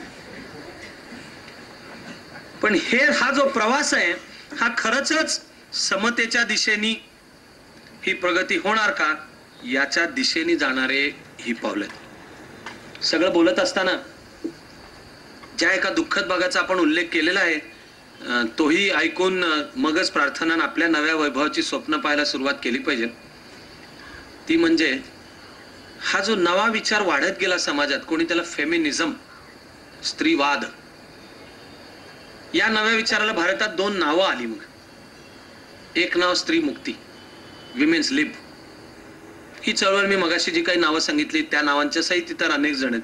ही तिथे चालू झाली, तिला जी यायची ती रूपं आली. खरं म्हणजे कदाचित दुर्दैवाचं नाकारून नाही चालणार की तिचे विद्रोह कशाला म्हणायचा. पुरुष सिगरेट ओढतो का, आम्ही पण सिगरेट ओढणार, हा झाला विद्रोह. पुरुष दारू पितो का, आम्ही पण दारू पिणार, हा झाला विद्रोह. पुरुष लैंगिक स्वैराचार करतो का, आम्ही पण करणार, हा झाला विद्रोह. समलिंगी संबंध हा पश्चिमेमध्ये एका टप्प्यापर्यंत विद्रोहाचा आविष्कार मानला गेला, की पुरुषाची गरजच नाही, गेले उडत, हाही मानला गेला. त्यांनी कुटुंब संस्था उद्ध्वस्त होण्याची वेळ येणे, आता पश्चिम जागी होऊन या लाईनीवर येते की बाबा रे, स्त्री पुरुष समता याचा अर्थ पुरुषाच्या अथवा पुरुष प्रधान समाज व्यवस्थेतल्या विकृती स्त्रीनी पण शिकणे हा नाहीये. म्हणजेच हा प्रश्न नुसत्या स्त्रीच्या मुक्तीचा नाहीये. आता तर तुम्हाला भारतातल्या चळवळीत पूर्वी स्वतःला स्त्री मुक्ती वाल्या असं म्हणून घेणाऱ्या अनेक ज्येष्ठ महिला तुम्हाला हे शब्द वापरताना दिसतील की आम्ही स्त्री मुक्तीवाले नाही. कशामुळे हे चित्र निर्माण होऊन बसलं. दिल्लीतल्या एक अग्रगण्य कार्यकर्ते आहेत मधु किश्वर, त्या मानुषी नावाचं नियतकालिक चालवतात आणि महाराष्ट्रात या चळवळीत निश्चितपणे पुढे आहे आणि ही आनंदाचीच गोष्ट आहे. त्यातल्या अनेक ज्येष्ठ जाणत्या कार्यकर्त्या सांगतात त्याचं कारण या शब्दाशी जो अनिष्ट भाव जोडला गेला की स्त्री मुक्तीवाली म्हणजे ती घर फोडणार, ती घटस्फोटीत असणार, ती मुलाबाळांना नीट वाढवणार नाही, दुर्लक्षच करणार, नवऱ्याला दुरुत्तरच करणार वगैरे वगैरे वगैरे. यातले काही आरोप मेल शॉव्हिनिस्टिक व्हॅल्यू सिस्टीम मधूनच आलेले आहेत, पण काही स्त्री मुक्ती कशाला म्हणायचं ह्या संकल्पनेतून आहे. साधारणपणाने डावा, समाजवादी, साम्यवादी विचार मांडणाऱ्यांनी हा शब्द स्वीकारला, स्त्री मुक्ती. म्हणजे उजवे, राष्ट्रवादी, राष्ट्रीयत्व, विशेषतः हिंदुत्व आणि हिंदू राष्ट्र विचार मानणारे यांना या विचारात मागे राहून चालणार नाही एवढं तर लक्षात आलं. पण त्यांना स्त्री मुक्ती शब्दाशी जोडलेला जो भाव आहे तो मंजूर नाही. त्यांनी शब्द काढला स्त्री शक्ती जागरण. हे काय आहे, तो मूळ शब्द आहे पुन्हा तो एका इंग्लिश शब्दाचं पॅरलल आहे. इंग्लिश शब्द आहे विमेन्स एम्पॉवरमेंट, की प्रश्न नुसता विमेन्स लिबरेशन मुक्ततेचा नाहीये, सबलीकरण आहे, महिलांचं सबलीकरण आहे. एम्पॉवरमेंट आहे म्हणजे निर्णय प्रक्रियेत स्थान पाहिजे, आर्थिक सामाजिक विकासाच्या समान संधी पाहिजेत, म्हणून 33% राखीव जागा पाहिजेत. त्या राखीव जागा पहिल्यांदा आल्या, त्या पहिल्यांदा तर काय घडलं, तर पहिल्यांदा निवडणुकीला स्त्रीला उभं करून तिच्या मागणं कोणतरी पुरुषच कारभार चालवत होता. हे याच्या आधी राजकारणात, समाजकारणात, अर्थकारणात ज्या स्त्रिया असतील त्या काय राखीव जागांनी पुढे आल्या का हो? त्या जीवनाच्या सर्व क्षेत्रात आहेत. त्या समाजवादी चळवळीतल्या मृणाल गोरे असोत, साम्यवादी चळवळीतल्या अहिल्या रांगणेकर असोत, अगदी भारतीय जनता पक्ष आणि हिंदुत्व विचारातल्या समजा सुषमा स्वराज सारख्या असोत, या काय राखीव जागांचा फायदा घेऊन आल्या का पुढे? त्यांनी की घरातल्या पुरुषांनी मतदान कोणाला तरी वेगळं केलेलं असेल, ती पत्नी, मुलगी, आई यांनी जाऊन मतदान त्यांना हवं त्यालाच केलं. तो राजकीय जागृतीचा सुद्धा कालखंड आहे. ते ज्यांना त्याला म्हणतात इयर्स टू द ग्राउंड, त्याशिवाय राजकारण करता नाही येत, हे थर्र झालेली व्हायब्रेशन ज्यांना जाणवली की आता स्त्रीला गृहीत धरता येत नाही, आता घरातल्या पुरुषांनी सांगितलं म्हणजे ती पण जाऊन अमुकालाच मतदान दिलंच पाहिजे असं मानता येत नाही, तर आता स्त्रीची मतं मिळवायला वेगळी पावलं उचलली पाहिजेत. मग त्यातून पुढे national women's policy, national commission on women, मग आयोग झाले, कायद्यातल्या दुरुस्त्या आहेत, असं क्रमाक्रमाने पुढच्या काळात घडून आलेलं दिसतं. पण व्होटर बिहेवियर मध्ये तर निसंशयरित्या बदल तर आहेच. हा स्त्री शक्ती जागरण हा शब्द येतो विमेन्स एम्पॉवरमेंट, सबलीकरण. पण सर्व सामाजिक चळवळींना येणाऱ्या ह्या ज्या काही दिशा अनिष्ट एक्सप्रेशन्स आहेत त्याच्या पलीकडे जाऊन विचार केला आणि इतका काळ आपण चित्त ओतून जर ऐकत असलो तर मला असं वाटतं की प्रार्थनेचे हात जोडण्यापूर्वी आपण एका उंचीवर पाहिजे. ती उंची कोणती आहे? ती उंची मी या सगळ्या विषयांच्याकडे जन्माला मी पुरुष म्हणून आलो का स्त्री म्हणून आलो यांनी न करता त्याला मी नाव दिले भारतीय दृष्टिकोन, अखिल भारतीय दृष्टिकोन. स्त्रीच्या विकासात समाजाचा व्यापक विकास आहे हे म्हणायला जन्माला मी पुरुष म्हणून आलो का स्त्री म्हणून आलो आणि म्हणजे लगेच पुरुषाचा कमीपणा आहे काय? पुन्हा ही अहंकारी व्हॅल्यू सिस्टीमच आहे. काही वेळा ही किती टोकाचा अहंकारी दिसते. मी अनेकदा रस्त्याने जाताना सुद्धा पाहतो. साधं रस्त्याने ट्रॅफिक जाताना स्कूटरवर बसलेल्या मुलींनी जर ओव्हरटेक केलं ते सुद्धा सहन होत नाही. काहीही कारण नसताना त्याला जर लक्षात आलं की मुलींनी ओव्हरटेक केलं तर तो पण स्पीड वाढवतो. पहिले तिला ओव्हरटेक करतो. त्याची कारण दोन. पहिलं मेल शॉव्हिनिस्टिक की मुलगी मला ओव्हरटेक करते, चालत नाही. दुसरं कारण पुढे गेल्यानंतर वळवून पाहू कशी काय. आता तिने तो पांढरा डगला घातलेला असला आणि तोंडाला आम्ही त्याला नाव दिले मुस्काड आवळणे, असं आवड. तर प्रॉब्लेम त्याच्या आता तर हेल्मेट पण यायला लागले. म्हणजे उरलं सुरलं सुद्धा सौंदर्य संपलं रस्त्यांच्या वरचं. आता सगळी गोल हेल्मेट्सच पाहिजे. पण साधं रस्त्यावरच्या ट्रॅफिक मध्ये सुद्धा स्त्रीनी पुढे गेलेलं खपत नाही. अधिकार पदावरची स्त्री, जी स्त्री अधिकार पदावर आहे तिला विचारून पहा, ती सांगेल की ऐकण्यामध्ये पुरुषांना त्रास होतो. हाताखालच्या पुरुषांना स्त्री अधिकारी आहे तर ऐकण्यामध्ये त्रास होतो, नको वाटतं. शक्यतो असतो प्रयत्न, काय फार शिकवते अशाच. म्हणजे ही मेल शॉव्हिनिस्टिक व्हॅल्यू सिस्टीम आहे. तुम्ही शब्द स्त्री मुक्ती वापरा, अगर स्त्री शक्ती जागरण वापरा. मला एवढं लक्षात आलंय की मुळात दोन्हीचा अर्थ एकच आहे आणि तो केवळ स्त्रीशी संबंधित नाहीये, तो पुरुष मुक्तीशी सुद्धा संबंधित आहे. पुरुष म्हणून जन्माला आलेल्यांची प्रगल्भता अधिक व्यापक होणे. खरं म्हणजे प्रार्थनेला हात जुळवण्यापूर्वी मला आश्चर्य वाटतं, तेवढंच सांगून थांबावं असं वाटतं की बाकी विसरावं सगळे. साध्या तुमच्या माझ्या जगण्याच्या पातळीला अधिक आनंदी जीवन कोणतं आहे? स्त्रीविषयी आचकट विचकट बोलणार. स्त्री म्हणजे झाडाला गुंडाळलेली वेल आहे, दुबळीच असते. हे आनंदी जीवन आहे की नाही? तिला असा आधार लागतो आणि ती वेल आहे. पुरुष म्हणजे कसा का नाही झाड. स्त्री म्हणजे तिच्या भोवती गुंडाळलेली वेल. लग्न करायचं असेल तर विचार करायचा असतो की माझ्या बायकोला मी पोसू शकतो का? म्हणजे बायको हे ओझं आहे का? विवाह हे लोढणं आहे का? का सहजीवनाच्या संकल्पना आपण इंग्लिश असो मराठी असो ह्या वाक्यरचना आपण ऐकतो. Behind every successful man there is a woman. मी आता त्याचे एक पॅरोडी कॅरिकेचर फार छान वाचलेलं आहे. Behind every successful man there is a woman telling him how wrong he is. मजा सोडा. मला थोडंसं कळायला लागल्यासारखं वाटायला लागल्यापासून सुद्धा माझ्या मनात हा आलेला प्रश्न आहे की मागं कशाला पाहिजे? Why so? Behind every successful man एक चित्र. Can't there be a man behind a successful woman? ते चित्र समाजातलं बदलतंय, हे निश्चित आनंददायक गोष्ट आहे. आता जोडपी असोत अथवा स्त्री पुरुष संबंध यामध्ये जास्त संख्येने पुरुष मन पण अधिक मुक्ततेकडचं वाटचाल करतंय की जर माझी जीवनसाथी अधिक टॅलेंटेड असेल, बुद्धिमान असेल, तिचं करिअर प्रॉमिसिंग आहे, तू पुढे जा, मी अमुक करतो. यात मुक्त फक्त स्त्री नाही होत, यात जीवनाचा स्तर वाढला, मुक्त झाला आणि दोघांचं मिळून जीवन आनंदी झालं. हे दोघांचंही होतं. मला माणसाच्या करंटेपणाचं आश्चर्य वाटतं की एवढं सुद्धा त्याला कळत नाही. आणि मग त्याच्या पुढचं एक पाऊल आहे की दरवेळी कोणीतरी पुढे कोणीतरी मागे कशाला पाहिजे. सहजीवन असो, विवाहातलं असो अथवा माणसातले स्त्री पुरुष संबंध असो, हे खरोखर बरोबरीने म्हणून परस्पर आदरावर आधारित, त्यामुळे अधिक आनंदी जीवन. हेही नाही समजत. मला तर वाटतं अलीकडच्या सुमारे 1.5-2 तासातलं स्टॅटिस्टिक्स आणि अभ्यास आणि सगळं सोडा, साधं माणूस म्हणूनची मुक्ती, एक अधिक मुक्त अधिक आनंददायक जीवन, ही माणसातली समता आणि जिथले स्त्री पुरुष संबंध त्याची सामाजिक चळवळ निश्चितपणे चाणक्य मंडळी आहेच. तर जे संबंध परस्पर जिव्हाळा, खरी मैत्री, परस्परांबद्दलचा विश्वास आणि प्रेम यावर आधारित